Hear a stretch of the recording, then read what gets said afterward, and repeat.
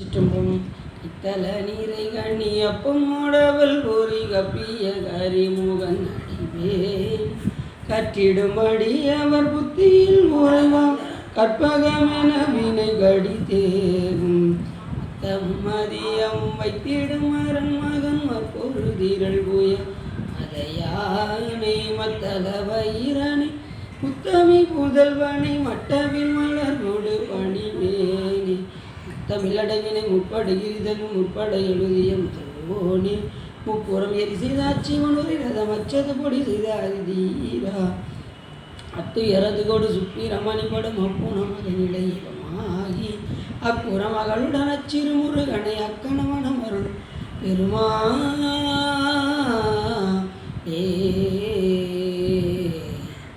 எந்தாயும் எனக்கு அருள் தந்தையும் நீ சிந்தாகுலமானவை தீர்த்தனையாள் கந்தா கதிர்வேலவனே உமையாள் மைந்தா குமரா மறைநாயகனே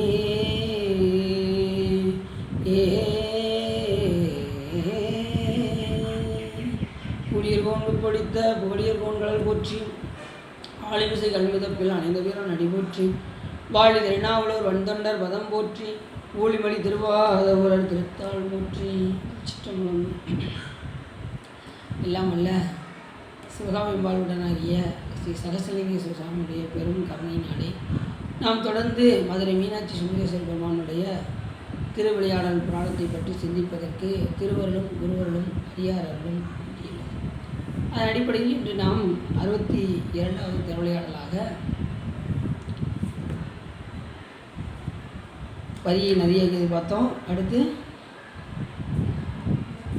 இன்று பாண்டியன் சுரம் தீர்த்த படம் பாண்டியனுடைய சுரத்தை தீர்த்த படம். அதுக்கு முன்னாடி நம்ம எப்பயுமே ஒரு திருமுறை சிந்தித்து விட்டு நாம் செல்வோம். அதன் அடிப்படையில் மாணிக்கவாசகர் பெருமான் கூறுகின்றார், என்புள் உருக்கி இரு வினையை ஈடழித்து துன்பம் துவந்துவங்கள் தூய்மை செய்து முன்புள்ளவற்றை முழுதலிய அன்பின் குலாத்தில்லை ஆண்டானை கொண்டன்றே என்று கூறுவார் மாணிக்கவாசகர். என்புள் உருக்கி என் இரு வினையை ஈடழித்து துன்பம் களைந்து துவந்துவங்கள் தூய்மை செய்து என்று சொல்லும்போது இதில் என்ன சொல்ல வர்றாரு அப்படின்னா, என்புன்னு என்ன எலும்புன்னு அர்த்தம். எலும்பு உருகிற மாதிரி இப்போ சாமி முன்னாடி பாடல் பாடணும்னு வச்சுக்கோங்க. எப்படி பாடணும்? எலும்பு உருகிற மாதிரி பாடணும், எலும்பு உருக பாடணும், அன்போடு பாடணும், அகம் குலைந்து பாடணும், உருகி பாடணும், உள்ளம் உருகணும், இப்படிலாம் பாடணும். ஆனால் நம்ம அப்படி பாடுவோமா அப்படின்னா, மணி டயாச்சு, இப்போ மணி எத்தனை, அதுக்குள்ளேயும் பாட்டை முடிச்சுட்டு நான் வீட்டுக்கு போகணும். வீட்டில் எவ்வளோ வேலை இருக்குது தெரியுமாங்க, நீங்கள் பாட்டு பாடிக்கிட்டே இருக்கீங்க அப்படின்னு நான் அப்படி போய்கிட்டு இருக்கோம். ஆனால் எப்படி பாட வேண்டும் என்று சொன்னால், இப்போ திருவாசகத்தில் எப்படி பாடணும்னா அப்படியே உருகி உருகி பாடணும். நம்ம கூட்டத்தோட கூட்டமாக வேகமாக அவசரமாக 4 மணிக்குள்ள முடிச்சிடணும். திருவாசகம் முற்றுவதில் எத்தனை மணிக்கு முடிக்கணும்? 4 மணிக்குள்ள முடிச்சிடணும். அடுத்து எங்களுக்கு ஏகப்பட்ட வேலைகள் இருக்குது அப்படின்ட்டு நம்ம என்ன செய்வோம், படப்படன்னு பாடிட்டு கடைசி ஒன்றுமே இல்லாமல் போயிடும். பாடுறது நிதானமாக மெதுவாக நன்றாக அகம் குலைந்து அந்த பாடலினுடைய பொருளை உணர்ந்து பாடணும்னா ரொம்ப சிறப்பாக. என்புள் உருக்கி, அந்த என்பை யாரும் உருக்க முடியும்னா சிவபெருமான் தான் உருக்க முடியும். என்புள் உருக்கி என் இருவினையை ஈடழித்து, இருவினை நமக்கு எத்தனை வினை இருக்குது? 2 வினை இருக்குது. ஒன்று நல்வினை, மற்றொன்று தீவினை. ஆனால் இந்த 2 வினையுமே நம்மக்கிட்ட இருக்கக்கூடாது. நல்வினையும் இருக்கக்கூடாது, தீவினையும் இருக்கக்கூடாது. இப்படி ஒரு இடத்துல சொற்பொழி பேசிக்கிட்டு இருந்தேன். அவங்க சொன்னாங்க, என்னங்க நல்வினையும் கிடையாது தீவினையும் கிடையாதுன்னா இப்போ எனக்கு என்னதான் செய்கிறது அப்படின்னு சொல்லி ஒருத்தர் கேட்டார். சொற்பொழியில் ஐயா ஒரு சொக்கருங்க, நான் அதுக்கு விளக்கம் சொல்லிடுறேன் அப்படின்னு. அதுக்கப்புறம் தான் அவர், எங்க நீங்கள் சொல்லுங்கள் பார்ப்போம் அப்படின்ட்டு உட்காந்தார். ஏன் அப்படின்னா, நல்வினை வந்தால் அதை அனுபவிக்கக்கூடிய பிறவியை நாம் அனுபவிக்கணும். நல்வினை செஞ்சால் அதுக்குரிய பிறவி வரும்ல, அந்த நல்வினை அனுபவிக்கிறதுக்கு ஒரு பிறவி வரும். தீவினை செஞ்சால் அதை அனுபவிக்கிறதுக்கு ஒரு பிறவி வரும். ஆனால் இது 2மே இல்லாமல் இருக்கணும் அப்படின்னா நம்ம எந்த ஒரு செயலையும் சிவபெருமான் திருவருள் அப்படின்னு நினச்சி செய்யணும். செஞ்சால் 2 வினையும் வராது. நல்லது வந்தாலும் சாமி எதுக்குறாரு, கெட்டது தெரியாமல் நடந்துச்சுனாலும் அதையும் சிவபெருமானை ஏற்றுக்கொள்கின்றார். அப்போ எந்த ஒரு செயலை செய்யும்போது நாம் என்ன செய்யணும்? சிவபெருமான் திருவருளால் நடக்கின்றது என்று நாம் பயிற்சி எடுத்துக்கொள்ள வேண்டும். நான்கிறதெல்லாம் கொஞ்சம் மாற்றி அடியேன்னு சொல்லி பழகிக்கணும். நான் செஞ்சேங்க, என்ன மாதிரி யாராவது செய்வது உண்டா அப்படிம்பாங்க. எந்த ஒரு செயலை செய்தாலும் நம்மளால் ஒன்றுமே செய்ய முடியாது, அது வேறு விஷயம். ஏன்னா நம்மளை கருவியாக வச்சு சிவபெருமான் தான் இயக்குறாரு. ஆனால் நம்ம என்ன சொல்லுவோம்? நான் செஞ்சேன், என்னால் தான் இது நடக்குது அப்படிங்கிற உணர்வு. அதான் என்குள் உருக்கி என் இருவினையை ஈடடித்து அதை சிவபெருமான வழிபாடு செய்ய செய்ய சிவபெருமான் என்ன பண்ணுவார்? அதை மாற்றி அமைப்பார். என்னுடைய இருவினையும் ஈடடித்து விடுவார். அவையே தானாயாய் இருவினையின் போக்கு வரவு புரிய ஆணையின் நீக்கமின்றி நிற்குமன்றே என்பது சிவஞான போத சூத்திரம், 2வது சூத்திரம். அதை சாமி என்ன பண்ணுறாரு? அந்த இருவினைக்கு தகுந்தவாறு போக்கு வரவு, பிறப்பு இறப்பு. போக்கு வரணும்னா என்னதும் இறப்பு இறப்பு. போக்குனா என்னது? இறப்பு. வரவுன்னா பிறப்பு. இதை சாமி என்ன செய்வார்? இந்த இருவினைக்கு தகுந்தவாறு. அப்போ என்ன செய்யணும் அப்படின்னா, இருள் சேர் இருவினையும் சேரா இறைவனை பொருள் சேர் புகழ் புரிந்தார் மாட்டு அப்படிங்கிற வள்ளுவர். அந்த இருவினையும் போகணும் அப்படின்னா பொருள் நூலாகிய சாத்திரத்தையும் புகழ் நூலாகிய திருமுறையும் பாடி உயிர்ந்தால்தான் நாம் என்ன செய்ய முடியும்? உய்வு பெற முடியும். இல்லைன்னா உய்வு பெற முடியும். அதான் சொன்னார், என் உள் உருக்கி என் இருவினையை ஈடழித்து. இந்த மாதிரி சாத்திர நூல்களையும் தோத்திரத்தையும் நன்றாக கற்று அதை பாடி தோத்திரங்களெல்லாம் சிவபெருமானை புகழ்ந்து புகழ்ந்து பாடிக்கொண்டே இருக்க வேண்டும். போன முறை பார்த்தோம், வாழ்த்த வாயு நினைக்க மட நெஞ்சும் தாழ்த்த சென்னியும் தந்த தலைவனை சுத்தமா மலர்கூறி துதியாது வீழ்த்தவா வினையை நெடுங்காலமே அப்படின்னாரு. நெடுங்காலம் சிவபெருமான் என்ன செய்யணும்? போற்றி பாடிக்கிட்டே இருக்கணும். வாய் எதுக்கு கொடுத்துருக்காரு? அவரை வாழ்த்துறதுக்கு தான் கொடுத்துருக்காரு. வாயே வாழ்த்து கண்டாய் மத யானை உரி போர்த்து பெய்வாள் காட்டக தாடும் பிரான் தன்னை வாயே வாழ்த்து கண்டாய், அதுக்கு தான் கொடுத்துருக்காரு. நாம் என்ன செய்வோம்? சில பேர் பார்த்தாங்க வாய் அடிப்பாங்க பாருங்கள், என்னம்மா வாய் அடிப்பாங்க. இங்கே பேச்சு நிப்பாட்டவே மாட்டாங்க. எங்கள் வீட்டுக்கு ஒருத்தவங்க வருவாங்க, அவங்க பேர் சொல்ல நான் விரும்பலை. அடியில் வந்து சாப்பிட்டுட்டு அவங்க கொஞ்சம் நேரம் ரெஸ்ட் எடுக்கவே விட மாட்டாங்க, பேசிக்கிட்டே இருப்பாங்க.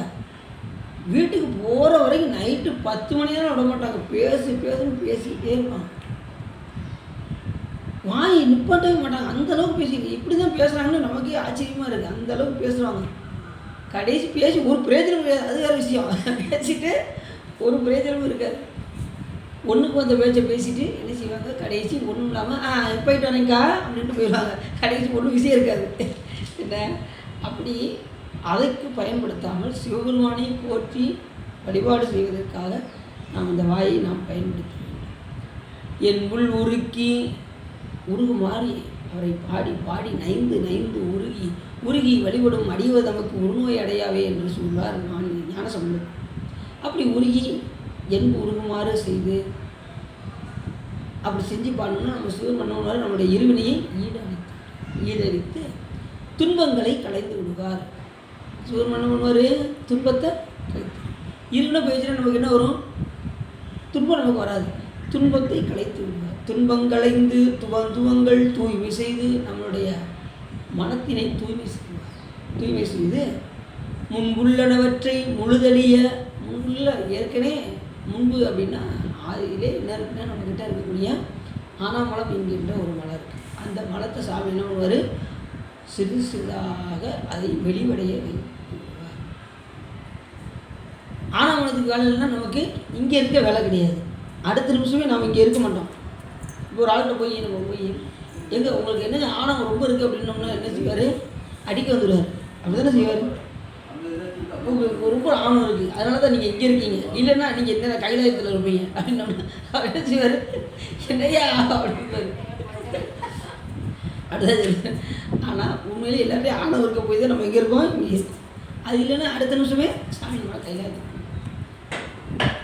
அது பாருங்க, அது தண்ணியும் காட்டாது. ஒருத்தர் ஆணவம் இருக்குன்னு சொன்னோம்னா என்ன செய்கிறாங்க பார்த்தீங்களா? அப்போ அதுவும் தண்ணியும் காட்டாது. இருள் கூட தன்னை காட்டுமா? இப்போ ஒரு ரூமில் போய் இப்போ ஒரு பொருள் எடுத்துகிட்டு வாப்பா, குத்து விளக்கு பார்த்து எடுத்துகிட்டு வா அப்படின்னு சொல்லி நான் ஒரு ஆளை சொல்கிறேன். அவருக்கு வீட்டுக்கு உள்ளே போய் இருட்டுக்குள்ளே போய் என்ன பார்ப்பார்? இருளை தவிர அவருக்கு ஒரு ஒன்றும் தெரியாது. உள்ளே போயிட்டு வெளியே வந்து என்ன சொல்லுவார்? எங்கே ஒரே இருட்டாக இருக்குங்க, என்னங்க நீங்கள் ஓட்டு விளக்கு தர சொல்கிறீங்க அப்படிம்பாங்கல்ல. அது இருட்டு கூட தன்னை காட்டும். ஆனால் இந்த ஆணவமல இருள் என்பது தன்னையும் காட்டாது. யாரும் ஒத்துக்கிறாங்களா? ஒத்துக்கிட மாட்டேங்கிறாங்களா? எனக்கு ஆணவம் இருக்குன்னு யாராவது ஒத்துக்குவாங்களா? அது தன்னையும் காட்டும். அதுதான் ஆணவமலத்தினுடைய இது. அப்போ சாமி என்ன பண்ணுறாரு, அதை முன்பு உள்ளனவற்றை முழுதலிய அன்பின் குலாத்திலே ஆண்டானை கொண்டன்று. எங்கள் சிவபெருமான் இருக்காரே, ஆனந்த கூத்தாடி கொண்டிருக்கின்றாரே எங்களது பெருமான். எந்த பெருமான்? நடராஜ மூர்த்தியாக விளங்கக்கூடிய, ஆனந்த தாண்டவம் ஆடக்கொண்டிருக்கக்கூடிய, தில்லையிலே நடனம் புரியக்கூடிய எங்கள் பெருமான் என்ன செய்வாருன்னா, அவர் மேலே அன்பு உருமாறு செய்து, அவர் மேலே பக்தி உருமாறு செய்து, என்னை என்புள் உருக்கி உருக்கி அவரை வழிபாடு செய்ய வைத்து, அதுக்கப்புறம் என்ன செய்வார் தெரியுமா? என்னுடைய பிறவி வேறாகிய இருக்கக்கூடிய ஆணவமலத்தை தூய்மை செய்து, அதை வெளிவடைய செய்து, என்னுடைய இருவினையையும் போக்கி, ஆணவமலம் பேசினா அடுத்து என்னது? சாமியுடைய திருவடி. இதெல்லாம் எங்கள் பெருமான் செய்து கொண்டே இருக்கின்றார் என்று இந்த பாடலில் சொல்கிறார். என்புள் உருக்கி இருவினையை ஈடடித்து துன்பம் களைந்து துவந்துவங்கள் தூய்மை செய்து, என்னென்னலாம் பண்ணுறாரு சாமி. இந்த ஒரு பாட்டில் எவ்வளோ சொல்கிறாரு பாருங்க மாணிக்கவாசகர். துவந்துவங்கள் தூய்மை செய்து முன் உள்ளனவற்றை முழுதலிய அன்பின் குலாத்தில்லை ஆண்டானை கொண்டன். அவர் மேல் அன்பு செலுத்துமாறு நம்மளை குலைய வைத்து அவர் மேல் பக்தி செலுத்துமாறு சிவபெருமான் செய்கின்றார். அவர் மேலே பக்தி வந்துச்சுன்னா போதும், இந்த உலகத்தில் வேறு எதுவுமே நமக்கு வேண்டாம். அவர் மேலே அன்பு வந்துச்சு வாங்க சார், அவர் மேலே அன்பு ஒன்று வந்தாலே போதும், மற்றதெல்லாம் தானாக செல்வம் இல்லையேன்னு கவலைப்பட வேண்டாம். சிவபெருமானில் அன்பு வந்துச்சுன்னா செல்வம் தானாக வீடு தேடி வந்துடும், வந்து கொடுப்பாங்க. ஏங்க உங்களுக்கு ஒரு 10,000 கொடுக்க வேண்டியிருக்குந்தாங்க, நான் எனக்கு யாவுமே இல்லையே, நீங்கள் வைங்க பிடிங்க வைங்க அப்படிவாங்க. அந்த மாதிரி சாமி செஞ்சு வச்சுருவாங்க. வாங்க சார் வாங்க. சாமி என்ன பண்ணுவார்? நிறைய திருவுருள் பண்ணிக்கிட்டே இருப்பார். நம்முடைய துன்பங்களை எல்லாம் களைந்து விடுவார். துன்பம் களைந்து துவந்துவங்கள் தூய்மை செய்து முன்புள்ளனவற்றை முழுதறிய அன்பின் குலாத்தில்லை ஆண்டானை கொண்டது என்று இந்த பாடலில் சொல்கிறார். அடுத்து நம்ம பாட்டில் விளக்கிட்டு போவோம். ஏற்கனவே மாணிக்கவாசகருக்கு எந்த பாண்டிய மன்னன் இருந்தார்? அரிமர்த்தன பாண்டிய மன்னன் இருந்தார். பின் அவருக்கு பிறகு சகநாதன், வீரவாகு, விக்ரமவாகு, பராக்கிரமவாகு, சுரதன், குங்குமன், கருப்பூரன், காருணியன், புலோத்தமன், சத்ருசாதனன் என்று இவ்வளவு பேர் கடைசியாக ஒரு மன்னர். அவர் யாருன்னா கூன் பாண்டியன், எல்லாருக்குமே தெரிஞ்சது தான். கூன் பாண்டிய மன்னன் அவருக்கு எப்படி இருக்குன்னா இந்த கூன் விழுந்துருக்கும். அந்த பாண்டிய மன்னனுக்கு என்ன சார்? ஞானசம்பந்த பெருமான். இப்போ அந்த கதை தான் நம்ம சொல்ல போனோம். ஏன்னா அவருக்கு கூன் இருந்தது, அவர் நின்ற சீர் நெடுமாறனாக திகழ்ந்தார். இப்போ ஞானசம்பந்த பெருமானுடைய அருள் பட்டதும் அவருக்கு என்னாவது இந்த கூன் நின்ற சீர் நெடுமாறனாகிவார். சுந்தரம் சாமியில் அவரை பற்றி சொல்லும்போது என்ன சொல்கிறாரு? நின்ற சீர் நெடுமாறன் திருநின்ற செம்மையே கரைகண்டன் கலரடியை காப்பு கொண்டிருந்த கனமுள்ள நம்பிக்கும் காரிக்கும் அடியேன் நிறைகொண்ட சிந்தையால் நெல்வேலி வென்ற நின்ற சீர் நெடுமாறன் அடியாருக்கும் அடியேன் அப்படின்பார். நெல்வேலி எங்கன்னா புதுக்கோட்டை பக்கத்தில் ஒரு நெல்வேலின்னு இருக்குது. அந்த நெல்வேலி கிடையாது, நம்ம திருநெல்வேலி கிடையாது. இங்கே புதுக்கோட்டை பக்கத்தில் இருக்கக்கூடிய ஒரு நெல்வேலி. அந்த நாட்டை வென்று என்ன செஞ்சார்? அந்த சோழ நாட்டை வென்று அதுக்கப்புறம் அவருடைய அந்த சோழமன்னனுடைய மகளை தான் மனம் முடிக்கிறாரு நம்ம கூன் பாண்டியன் என்கின்ற அரசு. மங்கையரசி அம்மா தான் இந்த இப்போ சொல்ல போகிறேன். இக்கூன் பாண்டியன் இவர் என்ன செய்வார்? இவர்கள் முறையே வரிசையாக ஒருத்தராக ஆட்சி புரிந்து வந்தார்கள். மற்றவர்களுக்கெல்லாம் அந்த சிறப்பு கிடையாது. ஆனால் அந்த கூன் பாண்டியனுக்கு மட்டும் ஒரு சிறப்பு என்ன அப்படின்னா, இக்கூன் பாண்டியன் தன் புய வலிமையினாலே புகழடைந்து சேரனையும் சோழனையும் வென்று அவர்கள் நாடுகளையும் கை கொண்டு அரசு செய்யும் போது சேரராஜன் ரத்தனமும் பொன்னும் யானையும் மகளிரும் கொண்டு கொடுத்து நமஸ்கரித்து தன்னுடைய ஊரை பெற்று கொண்டான். சேரராஜன் என்ன செஞ்சால் ரத்தனம் பொண்ணுலாம் அந்த கூன் பாண்டியன் கொடுத்து அவருடைய நாட்டை மட்டும் பெற்றுக்கொண்டு சென்றான். சோழராஜனும் தான் பெற்ற புதல்வியாகிய மங்கையரசி என்பவரை மனமுடித்து கொடுத்து தன் நாட்டை பெற்றுக்கொண்டான். சோழ நாட்டில் உள்ள அரசன் மட்டும் என்ன பண்ணால் தன்னுடைய மகளை மனமுடித்து கொடுத்து அவருடைய நாட்டை கைப்பற்றி. அப்போ இந்த கூன் பாண்டிய மன்னன் எந்த அளவுக்கு திறமையாக இருக்கான்னு பார்த்துக்கோங்க. எல்லா நாட்டுகளையும் கைப்பற்றி தனக்குள் வைத்திருக்கின்றார் என்று சொன்னால் அவருடைய புகழ் கொஞ்சம் நஞ்சம் இல்லை. அப்படி அந்த மங்கையர்க்கரசி அம்மையாரை மணம் முடித்தார் இந்த கூன்பாண்டி. சோழராஜன் மங்கையர்க்கரசியாரை அளவில்லாத செல்வங்களையும் வஸ்திரங்களையும் கொடுத்து குலச்சிறை என்பவரை கூட அனுப்பினார். கூட வந்து ஒரு மந்திரியையும் குலச்சிறையார் என்பவரையும் அனுப்பி வைத்தார் அந்த நாட்டுக்கு. அக்குலச்சிறையாருடைய கல்வி கேள்விகளை பாண்டியராஜன் கண்டு அவரை தனக்கு மந்திரியாக ஆக்கி கொண்டார். அவருடைய திறமைகளை பார்த்து தனக்கு மந்திரியாகவே இரு அப்படின்னு சொல்லி அந்த குலச்சிறையாரை மந்திரியாக ஆக்கி கொண்டார். ஆனால் இந்த இவ்வளோ பேரில் இவங்க 2 பேரும் தான் சிவபக்தியில் திறந்து விளங்குறாங்க. யார்? மங்கையர்க்கரசி அம்மையாரும் குலச்சிறையாரும். மற்றவர்கள்லாம் இந்த நாடை எப்படி இருக்குது, கூன்பாண்டின்னு இருக்கும்போது சமண மதம் தான் தலை தோங்கி இருக்குது, சைவ சமயம் கீழே இருக்குது. அப்போல்லாம் சிவபெருமானை யாரும் வழிபாடு செய்யவே இல்லை. அதிக ஆதிக்கம் வந்து இவங்க தான் செலுத்துகிறாங்க. யார்? சமணர்கள். அப்பொழுது பாண்டியராஜன் செய்த தீவினையினாலே சமணர்களுடைய போதனையில் அகப்பட்டு ஆறுகதனான அரசன் ஆறுகதன் ஆனவையால் அந்நாடு முழுவதும் வைதிக சைவம் குன்ற ஆறுகதமாகிய இருள் மூடிற்று. உடனே என்ன ஆயிடுச்சு? சமணர்களுக்கு ரொம்ப தலை தோங்கி சைவம் ரொம்ப கீழே இருந்துச்சு, இருள் மூடிடுச்சு. மங்கையர்க்கரசியாரும் குலச்சிறையும் ஆகிய 2 மாத்திரம் சைவராக இருந்தார்கள். மற்றவர்களெல்லாம் சமணர்களாக. இப்போ ஒரு கூட்டம் இருக்குன்னா எல்லாரும் கை தூக்குனா நல்லாயிருக்கும், 2 பேர் மட்டும் கை தூக்குனா அது செல்லுபடி ஆகுமா? ஆனாலும் இந்த 2 பேரும் செல்லுபடியாக வைத்தார்கள். எப்படின்னா, ஒரு நாள் இவ்விருவரும் பொய்ச்சமயமாகி சமண சமயங்கள் கெட சைவ சமயம் தலைத்தோங்க செய்வோர் யாரோ என்று மனக்கவலையுற்று சோமசுந்தர கடவுளை அடைந்து கண்ணூர் முதலாகிய முனிவர்களுக்கு வேதத்தின் பொருளை அருள் செய்த கடவுளே, சமணர்களுடைய வலையில்பட்டு அறிவிழந்த அரசனை மீள அடிமை கொண்டருள்க என்று பிரார்த்தித்தார்கள். இந்த 2 பேரும் சாமிகிட்ட போய் என்ன பண்ணாங்க? சொக்கநாத பெருமான்கிட்ட போய் இந்த சமண இருள் மூடி சைவம் தலைத்தோங்க வேண்டும் என்று இவங்க 2 பேரும் தான் போய் என்ன செஞ்சுருக்காங்க. அந்த காலம் மீனாட்சி கோயிலுக்கு இவங்க 2 பேர் தான் போயிருக்காங்க, வேறு யாருமே உள்ளே போனதே கிடையாது. அப்படி இருந்திருக்காங்க. அப்பொழுது சோழ நாட்டில் சீர்காழியிலிருந்து ஒரு பிராமணர் விபூதி ருத்ராட்சத்தை தைத்தவராகிய சோமசுந்தர கடலை வணங்கும் பொருட்டு அங்கே வந்தார். ஒரு பிராமணர் அங்கே சீர்காழியிலேருந்து அப்படி வர்றார். வந்து எங்கே வர்றாரு? இங்கே தரிசனம் பண்ண வர்றார். அப்பொழுது பிராமணர் நான் சீர்காழியில் உள்ளவன் என்றான். அங்கே உள்ள விசேஷங்கள் என்ன என்று வினாவ பிராமணர் சீர்காழியிலே சிவபாத யார்கிட்ட சொல்கிறாங்க? மங்கையர்க்கரசி அம்மையார்ட்டையும் குலச்சிறையார்ட்டையும் அந்த பிராமணர் வந்து சொல்கிறார். என்னங்க எப்படி சொல்லிட்டீங்க? அங்கே சீர்காழியில் ஒரு சிறுவர் வந்து என்ன பண்ணுறாரு? ஞானப்பால் அருந்தி சொல்கிறார் பாருங்க. சீர்காழியில் நான் அங்கே இருந்து என்ன விசேஷங்கள் என்று கேட்க வினாவ பிராமணர் சீர்காழியிலே சிவபாத இருதயர் என்னும் பிராமணர் ஒருவர் உள்ளார்.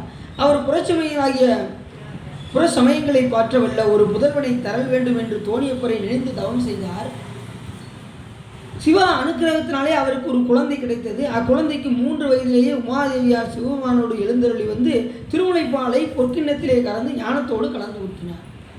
இந்த விஷயத்தை எடுத்து சொல்கிறார். சீர்காழியில் குழந்தைக்கு பாலுக்கு குழந்தை அழுது. உடனே சாமி என்ன பண்ண? சிவபெருமானுடைய கட்டளைப்படி உமாதேவியார் ஞானப்பாலை கலந்து கொடுத்தார்கள்.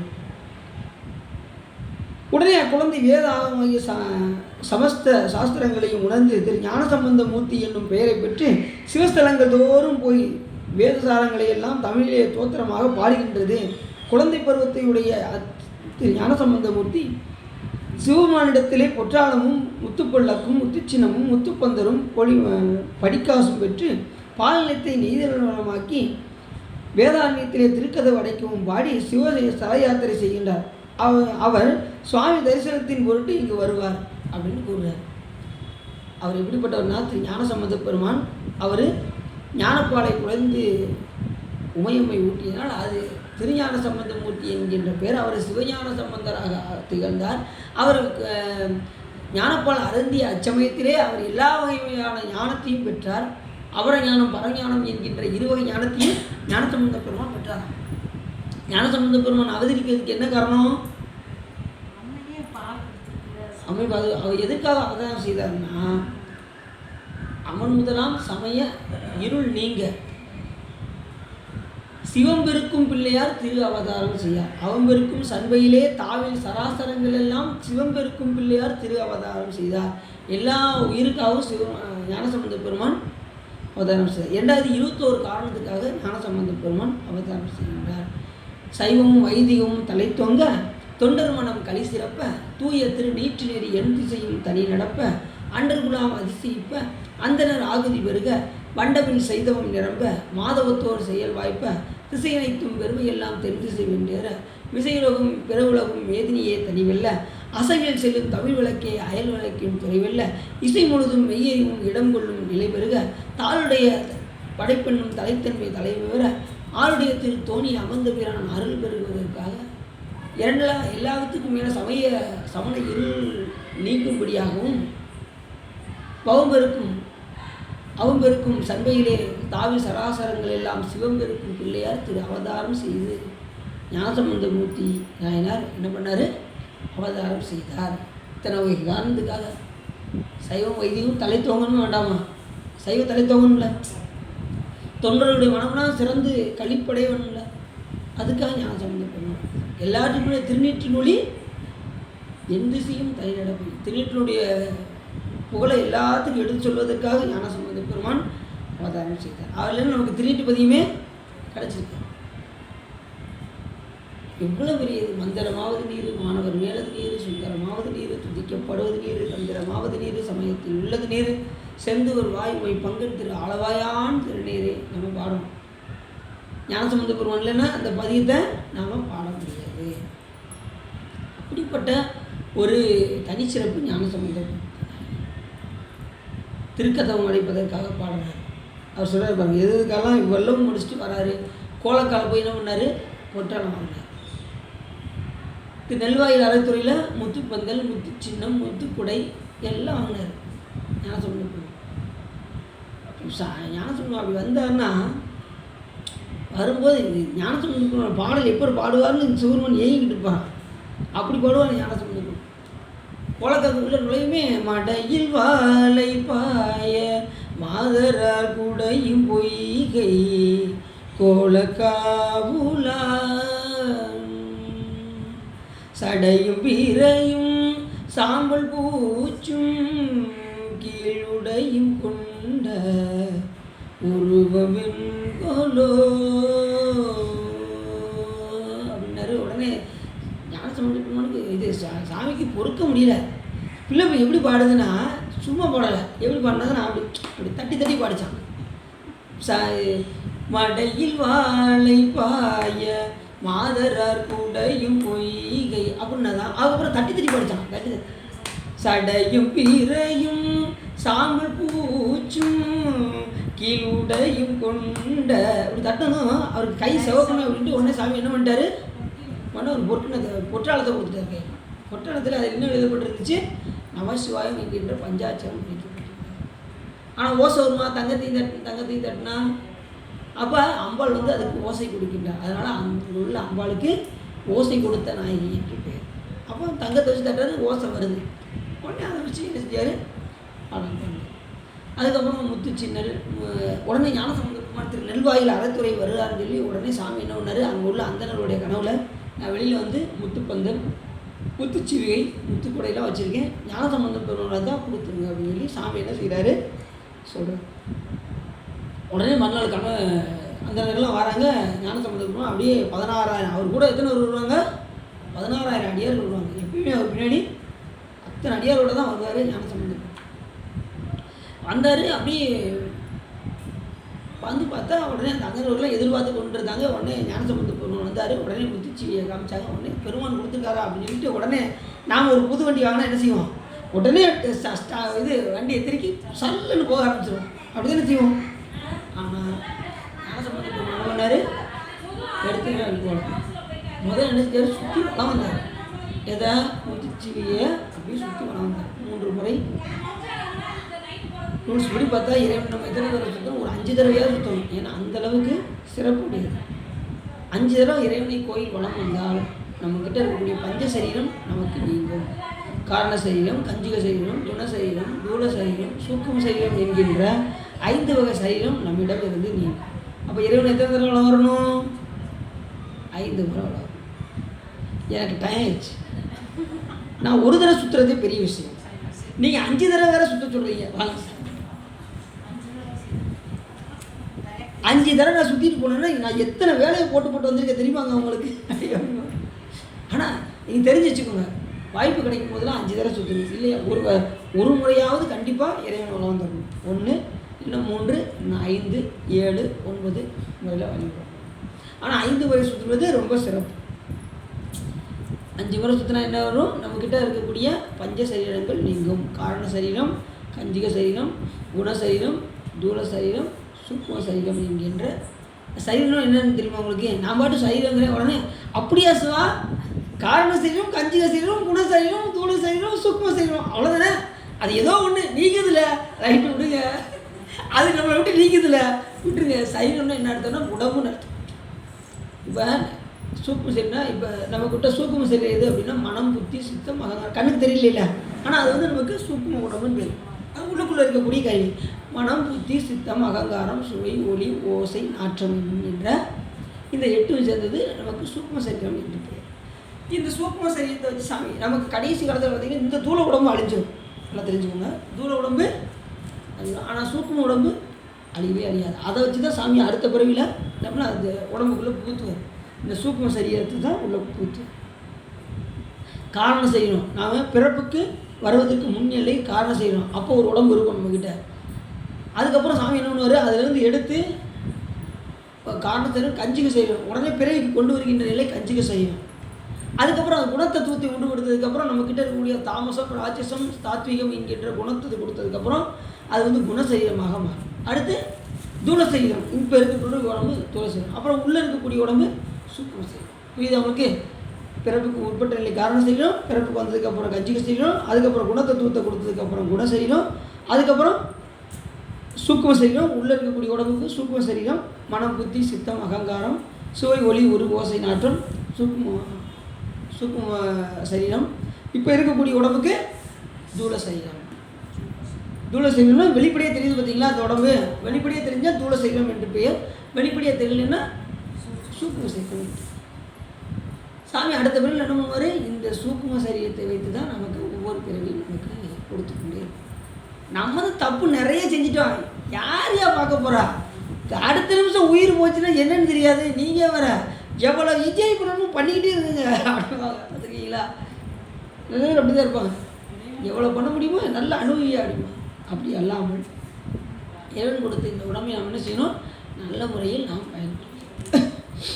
அப்படி ஞானசம்பந்த பெருமான் எத்தனை காரணத்துக்காக அவதாரம் செஞ்சால்? மூத்தவர் காரணம். திருநீற்றினுடைய பெருமையை உணர்த்துவதற்காக தொண்டர் மனம் கழிசிறப்ப தூய திருநீற்றினர் என் திசையும் கறி நடப்ப அண்டர் குலாம் அதிசயிப்ப அண்டங்களெல்லாம் அதிசயிக்குதான் ஞானசம்பந்த பெருமான் அவதாரம் செய்யணும். அண்டர் குலாம் அதிசயிப்ப அந்தனர் ஆகுதி பெறுக. அவர் வந்ததுக்கப்புறம் தான் அந்தர்களுக்கே பெருவாழ்வு. அந்தனர் ஆகுதி பெறுக. வண்டமிழ் செய்த உணர்வை எந்த பாடல் பாடணும் தமிழ் ஞான சம்பந்தன் அப்படிங்கிற தமிழை பரப்புனாரு ஞானசம்பந்தன். தொண்டர்களாம் அதிசயிப்ப வண்டர்களாம் அதிசயிப்ப அந்தனர் ஆகுதி பெருக வண்டமிழ் செய்த நிரம்ப மாதவத்துவோர் செயல் வாய்ப்ப தவம் செய்கின்றார்கள்.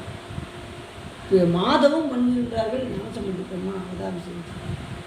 மாதவத்துவோர் செயல் வாய்ப்ப திசையனைத்தும் பெருமையெல்லாம் தென் திசை வென்றார். தென் திசையை நிலைநாட்டினார் நமக்கு ஞானசம்பந்த பெருமான். ஏன் அப்படின்னா இங்கே வந்து தமிழ் மனம் கமல செய்தார் திரு ஞானசம்பந்த பெருமான். எல்லா பாடல்களையும் தமிழ் ஞான சம்பந்தன் தமிழ் ஞான சம்பந்தன் சொல்லுவார். அதுக்காக வடமொழியில் அவர் கற்கலையான அவர் வடமொழியும் கற்றவர், நற்றமிழையும் கற்றவர். அந்த பாடலை சொல்கிறதில்ல, நற்றமிழ் ஞான சம்பந்தன் நான்மறை கற்றவன் காளிய மன்னன் உண்ணிய அற்றமிழ் மாலை ஈரங்கு மஞ்சளுத்து உற்றன வல்லவர் உம்பராவரே. இந்த வரல நற்றம் ஞான சம்பந்தன் நான்மறை கற்றவன் காளியர் மன்னன் உண்ணிய அற்றமிழ் மாலையீர் ஐந்தும் இந்த துஞ்சலும் துஞ்சல் இல்லாத போட்டு அந்த பாட்டில் அஞ்சலத்து பதியத்தில் சொல்லுவார். நற்றமிழ் ஞான சம்பந்தன் நான்மறை கற்றவன். நான் அடியும் எப்படிப்பட்டவன்னா நற்றமிழ் கற்றவன், நற்றமிழ் ஞான சம்பந்தன் தான், ஆனாலும் நான்மறையும் கற்றவன் அப்படின்னாரு ஞானசம்பந்தன். நான்மறைனா இதில் இருக்குது, சமஸ்கிருதத்தில் இருக்குது. சமஸ்கிருதத்திலையும் கரை கண்டவர், தமிழிலும் கரை கண்டவர் ஞானசம்பந்தன். அவர் நற்றுமொழி தாங்க கற்றுருக்காரு. அவர் வந்து சமஸ்கிருதம்லாம் படிக்கல அப்படிலாம் கிடையாது. அவர் ஏன்னா அவர் எந்த குளத்தில் பிறந்திருக்காரு, அந்தனர் குளத்தில் பிறந்திருக்காரு. அவருக்கு எல்லாமே தெரியும். அந்தணர்களுக்கு என்ன செஞ்சார், எடுத்து தெரியாத இவர் எடுத்து சொல்வார். அந்த அளவுக்கு சிறப்புடையவர் ஞானசம்பந்த பெருமான். வண்டமிழ் செய்தவன் மாதவத்தோர் செயல்வாய்ப்ப திசையளிக்கும் பெருமையெல்லாம் தென் திசை வென்றேற விசையுலகும் பிறகுலகும் வேதினியை தனிவெல்ல அசைவில் செல்லும் தமிழ் வழக்கே அயல் வழக்கும் துறைவெல்ல இசை முழுதும் மெய்யறிவும் இடம் கொள்ளும் நிலை பெறுக தாளுடைய படைப்பெண்ணும் தொழில்தன்மை தலைமை பெற நாளுடைய நிகழ்காலம் எதிர்காலம் அவை நீங்க ஆளுடைய திரு தோணி அமர்ந்தபிரான் அருள் பெறுக. இவருக்கு ஞானப்பால் கொடுத்ததுனால அவருக்கு அருள் பெருகிச்சான். யாருக்கு சிவபெருமானுக்கு அருள் பெருகிச்சான். எப்படி சொல்ல பார்த்தீங்களா? வா, உண்மையிலே சேக்கிலாசாமி அப்படி எடுத்து சொல்லியிருக்காரு பெரிய புராணத்தில். ஞானசம்பந்த பெருமான் சொல்லும்போது பவம் பெருக்கும் சண்மையிலே தாவில் சராசரங்கள் எல்லாம் சிவப்பெருக்கும் பிள்ளையார் திரு அவதாரம் செய்தார். சிவத்தை எல்லா இடத்துலையும் பெருக்கினார். எல்லா இடத்துலையும் சாமியை பற்றி சொல்லிகிட்டே இருந்தார். பேசாத நாளெல்லாம் போனாலும் நம்ம பேசலையா, நமக்கெல்லாம் பிறவ நாள் மாதிரி தான். ஏன்னா நமக்கு வந்து சாமி பற்றி பேசிக்கிட்டே இருக்கணும். இல்லை நீ வந்து டெய்லி பாடலாம் பாடுறீங்களா, பாடல் பண்ணால் சாமியை பற்றி பேசுறது சமம். அவரை பற்றி நினைக்காதனால தான், பாடாதனால தான், பயிற்சி எடுக்காதனால தான் நமக்கு வந்து இறந்த நாள் மாதிரி தான். அவன் பேசாதனால தான் பெரும்பற்ற புலியூரானை பேசாத நாளெல்லாம் பிறவான் அப்படி மாதிரி அப்புறம் சொன்னேன். அப்படி ஞானசம்பந்த பெருமான் அவதாரம் செய்ததற்கு பல காரணங்கள் உண்டு. சரி, அப்படி ரெண்டாவது அவரை பற்றி சொல்லும்போது சேக்கிலாசாமி எப்படி சொல்கிறார் அப்படின்னா, சிவனடியே சிந்திக்கும் திருப்பெருகு சிவஞானம் பகவதனை அறமாற்றும் பாங்கில் ஓங்கிய ஞானம் ஓமையில்லா கலைஞானம் உணர்வறிய மெய்ஞானம் தவமுதல்வ சம்பந்தர் தாம் உணர்ந்தார் அந்நிலையம். அப்படிப்பட்டவர் ஞானசம்பந்தர். சிவனடியே சிந்திக்கக்கூடிய திறன் வாய்ந்தவர் ஞானசம்பந்தர். ஞானப்பால் அருந்திய நேரத்திலே அவருக்கு 2 வகை ஞானமும் அவருக்கு கிடைத்தது. அபரஞானம், பரஞானம். அபரஞானம் என்பது நூல்களால் கற்கக்கூடிய அறிவு, பரஞானம் என்பது அனுபவத்தினால் ஏற்படக்கூடிய அறிவு. நூலையும் கற்கணும், அனுபவத்திலையும் உணரணும் இறைவனை. அப்படின்னா தான் நம்ம என்ன செய்ய முடியும், ஆனந்தத்தை பெற முடியும். இல்லைன்னா நம்ம மாட்டு வர வேண்டியது, சாமியை பார்க்க வேண்டியது, போய்கிட்டே இருக்க வேண்டியது. வீட்டை போய் சாப்பிட்டோமா, வேலைக்கு போனோமா, வந்து சாமியை பார்த்தோமா அப்படின்னு இப்படி போகாமல் நிறைய படிக்கணும். சாமியை பற்றி நிறைய நூல்கள்லாம் படிக்க முடியல, விஷயத்தை கேட்கணும். கேட்டு அனுபவத்தில் நம்ம என்ன செய்யணும், அதை நாம் உணர வேண்டும். அப்படி சாமி நம்ம அன்றைக்கி ஒரு அனுபவத்தில் ஒன்று சிவானுவம் நமக்கு ஒன்று கிடச்சிது. அன்றைக்கி எல்லாம் கோயிலுக்கு போனோம். ஒருத்தர் வேகமாக ஒரு கொண்டு திருநீரை கொண்டு வந்தாரா, அதுதான் சிவானுவம். சாமி நமக்கு என்னென்னலாம் பண்ணார் அப்படின்னு அந்த அனுபவத்தில் நம்ம உணர்வது. இப்படி நம்ம நிறைய செய்வார். நீங்கள் கோயிலுக்கு போக போக உங்களுக்கு சாமி ஏதாவது ஒரு ஒன்றை வெளிப்படுத்தி கொண்டே இருப்பார். அந்த அனுபவத்தையெல்லாம் நம்ம என்ன செய்யணும், சேகரித்து வைத்து கொண்டே இருக்கணும். சேகரித்து வச்சுருந்தோம்னா அன்பு பெருகிக்கிட்டே வரும் சாமி. அப்புறம் ஒரு நாளைக்கு நீங்கள் சிவபெருமானை பார்த்தீங்கன்னாலே உங்களை அறியாமலே கண்ணீர் அப்படியே சைட்லேருந்து போகும். நேராக வராது கண்ணீர். எங்கிட்ட வரும், அப்படி வரும். இப்படி வந்ததுன்னா துன்பத்தினால வர்ற அழுக, இப்படி வந்ததுன்னா ஆனந்தத்தினால வர்ற அழுக. புரியுது? அவங்க வந்து கோயில் நட சாத்திட்டாங்க முன்னாடி. ஃப்ரெண்டு வந்தோமா பார்த்தீங்களா, அந்த மாதிரி கிடைக்கும். பின்னாடி கூட ஓடி போய் மீனாட்சி அம்மாவை பேசுகிறாங்க. அந்த மாதிரி அதில் சிவ அனுபவத்தை நம்ம வந்து சேகரிச்சுக்கிட்டே வரும். சரி, அப்படி ஞானசம்பந்தர் இப்படி அந்த பிராமணர் வந்து என்ன செய்வார், இந்த மங்கையர்க்கரசி அம்மையார்ட்டையும் உங்கள்கிட்டையும் வந்து இந்த மாதிரி ஒரு ஞான குழந்தை பிறந்திருக்கு, அது வந்து எல்லா விதமான ஞானத்தையும் கைவரப்பட்டிருக்கு, அது சிவபாத இருக்கும் பகவதி அம்மையாருக்கும் குழந்தையாக பிறந்திருக்கு, அவங்க செய்த தவத்தினால் அவங்களுக்கு குழந்தையாக பிறந்திருக்கு, அது எல்லா வகை ஞானத்தையும் பெற்றிருக்கு. இன்னும் விவரத்தெல்லாம் எடுத்து சொல்லிக்கிட்டு இருக்காங்க. யார்கிட்ட, மங்கையர்க்கரசி அம்மையார்ட்டையும் குலச்சிரியார்ட்டையும் அந்த அதனை வந்து சொல்கிறாரு. சொன்னதும் இப்போ என்ன ஆயிடுச்சு, அதை கேட்ட மங்கையர்க்கரசியாரும் குலச்சிரியாரும் அரசன் ஊதியை அணிந்தால் ஒத்த மகிழ்ச்சியை எய்தி உடனே திரு ஞானசம்பந்த பூர்த்தி நாயனாருக்கு ஒரு ஓலை எழுதி அந்த பிராமணர் கையில் கொடுத்து அனுப்பிவிட்டு சுவாமியை வணங்கிட்டு விட்டு வீடு போயிட்டார். உடனே அவர் என்ன செய்வார், ஓலை எழுதி நீங்கள் கொடுங்க அப்படின்னு சொல்லி பிராமணர் சொல்லிவிட்டு அவரை வணங்கிட்டு போயிட்டார். அந்த ஓலை எழுதி அந்த பிராமணர் கையிலே கொடுத்தாங்க. எழுதி இந்த மாதிரி ஞானசம்பந்த பெருமானுக்கு நீங்கள் வந்து சமண இருள் மூடியிருக்கு, இங்கே வந்து நீங்கள் தான் வந்து உங்கள் பாதம் பட்டு நீங்கள் என்ன செய்யணும், சமணை ஓட வைத்து சைவத்தை நிலைநிறுத்த வேண்டும் என்று சொல்லி அவங்க ஒரு ஓலையை எழுதி கொடுத்தாங்க. எடுத்து பிராமணர் வேதாரண்யத்தை அடைந்து திரு ஞானசம்பந்த பூர்த்தி நாயனரை கண்டு மங்கையர்க்கரசியாரும் குலச்சியாரும் தந்தது என்று சொல்லி அது ஓலையை கொடுத்தார். யார்கிட்ட கொடுத்தாருங்க, ஞானசம்பந்த பெருமான்கிட்ட கொடுத்தாங்க. அவ்வோலையை கொடுத்தார். திரு ஞானசம்பந்த மூர்த்தி நாயனாராகிய தேவனுடைய திருவடிகளை வணங்கி அடியன் குலச்சிறை எழுதும் விண்ணப்பம். அந்த கடிதத்தில் என்ன எழுதிருந்துச்சுன்னா, குலச்சிறையில் எழுதியிருக்கார், தேவரில் இங்கே எழுந்தருளி வந்து சமண சமயத்தை கலைந்து அரசனுக்கு உபூதி கொடுத்து இந்த தமிழ்நாட்டை சைவ நாடாக்கி எங்கள் அடியங்களை காத்தருள்க என்று எழுதப்பட்டிருந்ததை திரு ஞானசம்பந்த பெருமான் கேட்டு மதுரைக்கு போக உடனே முற்பட்டார். உடனே சாமி என்ன பண்ணிட்டாரு, ஏற்கனவே வேதாளத்தில் திருக்கதம் அடைக்கிறதுக்கு அப்பர் சாமிகளும் ஞானசம்பந்த பெருமானும் திருக்கதம் அடைக்கிற பாடல் பாடிக்கிட்டு இருந்தாங்க. இதை போய் அந்த ஓலையை கொடுத்ததும் உடனே ஞானசம்பந்த பெருமான் என்ன செஞ்சார், கிளம்பிட்டார். கிளம்புனது நம்மளால் யார், அப்பர் சாமிகள். இப்போ கோளுனாலும் அதை தான் இப்போ சொல்ல போகிறேன். திரு ஞானசம்பந்த மூர்த்தி நாயனார் அதை கேட்டு சமணர் ஒத்த கொடிய துன்பங்களை எல்லாம் திருநாவுக்கரசர் என்ன பண்ணார், திரு ஞானசம்பந்த மூர்த்தி நாயனாரை நோக்கி, நீரோ சிறியவர், சமணரோ பாதகத்துக்கு அஞ்சாதவர்கள், தம்மோடு பண்ணால் பழகி எனக்கு அவர்கள் செய்த தீமை கொஞ்சம் நெஞ்சம் இல்லை. எனக்கு என்ன செஞ்சாங்க, பால் சோறில் விஷத்தை வச்சாங்க, என்னை கல்லை கட்டி கடலில் தூக்கி எறிஞ்சாங்க, என்னை செங்கச்சூளையில் உள்ளே வச்சாங்க. அப்படி ரொம்ப பாதகமானவங்க. நீங்கள் சின்ன குழந்தை, நீங்கள் இந்த நேரத்தில் போகணுமா அப்படின்னு அவருக்கு ஒரு ஏக்கம். ஏன்னா கூடயே இருக்கிறாரு, அனுபவிச்சார். ஏன்னா இப்போ எப்பவுமே பார்த்தீங்கன்னா வயசானவங்க என்ன பண்ணுவாங்க, அனுபவத்தில் நிறைய உணர்ந்துருப்பாங்க. உணர்ந்தவங்க சின்ன பிள்ளைகிட்ட என்ன சொல்லுவாங்க, இப்பா இந்த பக்கம்லாம் போகாதப்பா, அவங்கள ஒரு பெரிய குழி இருக்குப்பா, நீ போனேன்னா விழுந்துருவப்பா, நீ என்ன சொல்கிறது நான் என்ன கேட்குறது, பெருசு இங்கே பாரு பெருசு என்ன சொல்லுவோம், இங்கே பாரு பெருசு, பேசாமல் இருக்கும் என்ன, இனிமேல் நீ பேசினேன்னு வச்சுக்கோயே பெருசு இப்படி தான் சொல்லுவாங்க. நம்ம ஆளுக்கு வேக பூரா நம்ம பசங்க இருக்காங்க சும்மாவே இருக்க மாட்டாங்கப்பா. என்ன அவங்க அப்படி சொன்னால் அவங்க இவ்வளோ மன வருத்தப்படுவாங்க, பெருசு அப்படின்னு சொன்னால்.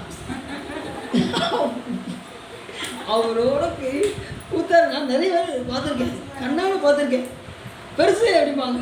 அவர் அதுக்கப்புறம் அவர் பேசவே மாட்டார், பேசாமல் போயிடுவார். நான் தெரியாமல் சொல்லிட்டேன் அப்படின்ட்டு போயிடுவார். என்ன இப்போ உள்ள ஆளுங்க எப்படி இருப்பாங்க, அவங்க பெரிய உடனே அப்பர் சாமி சொன்னது உடனே ஞானசம்பந்த பெருமான் அதை செவிமடுத்து கேட்டு என்ன செஞ்சாரு, சாமி அது மற்றவங்களுக்கு நம்ம சிவபெருமான வழிபாடு செய்யணும், நமக்குலாம் அந்த இது தேவையில்லை எப்படி சொல்கிறார் பாருங்க,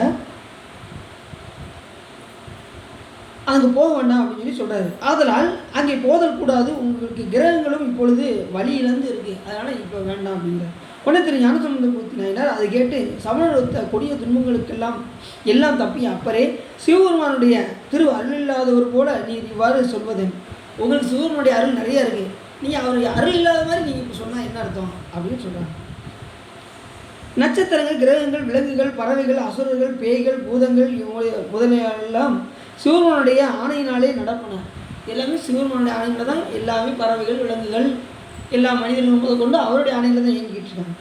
சிவபெருமான் நம்முடைய சிந்தையை கோயில் கொண்டு வீட்டிருப்பவரானால் அவைகளால் நமக்கு ஒரு தீங்கும் உண்டாகாது என்று சொல்லி கோளறு பதிகத்தை ஓதி அவரை ஒருப்படுத்தி கொண்டு புறப்பட்டார்.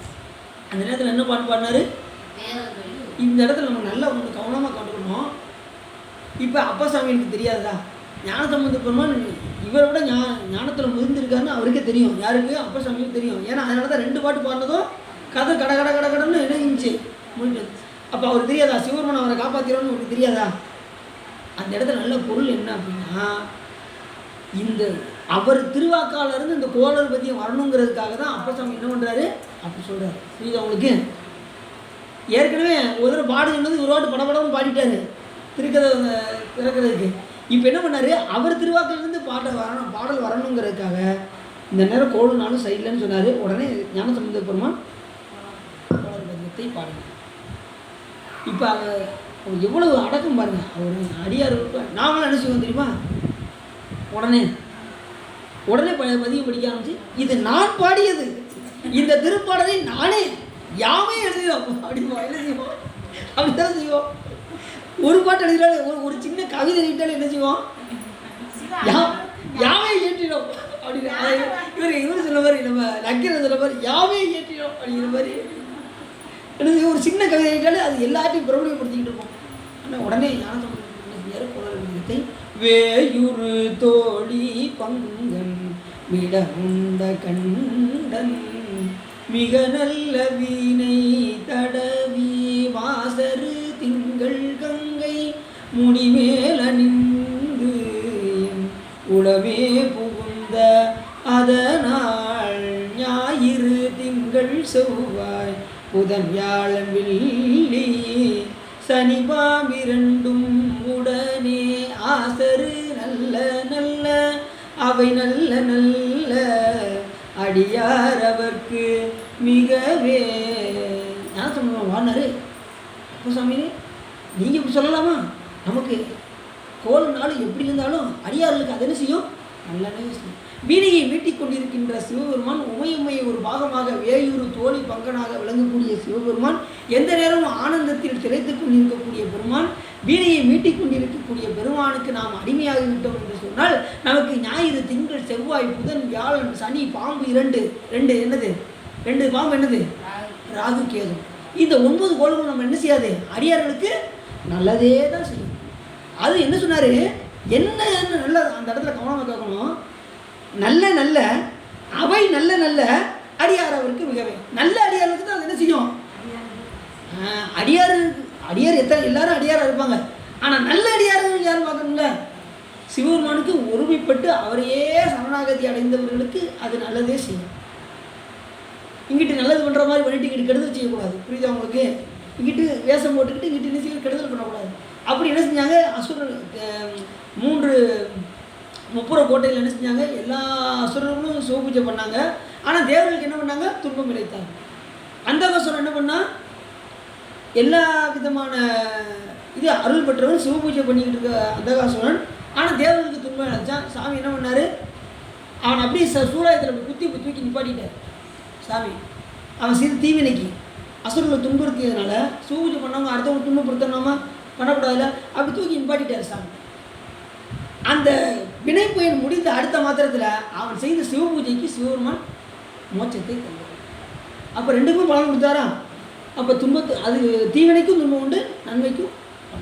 அப்போ சாமி அதுக்குரிய மோட்சத்தை முதல்ல துன்பத்தை கொடுத்ததுக்கப்புறம் தான் இன்பம். எடுத்து இன்பத்துக்கு அப்புறம் துன்பம் கிடையாது. ஒரு உயிரை இப்போ உலகத்தில் இருக்கிறவங்க துன்பம் செஞ்சாங்கன்னா நேரம் முதல்ல நரக தண்டனை தான் முதல்ல அடிப்பாங்க. 2வது தான் சொற்குலோகம் போவாங்க. எடுத்தவங்க என்ன செய்ய மாட்டாங்க? சொற்குலோகத்துக்கு போக மாட்டாங்க.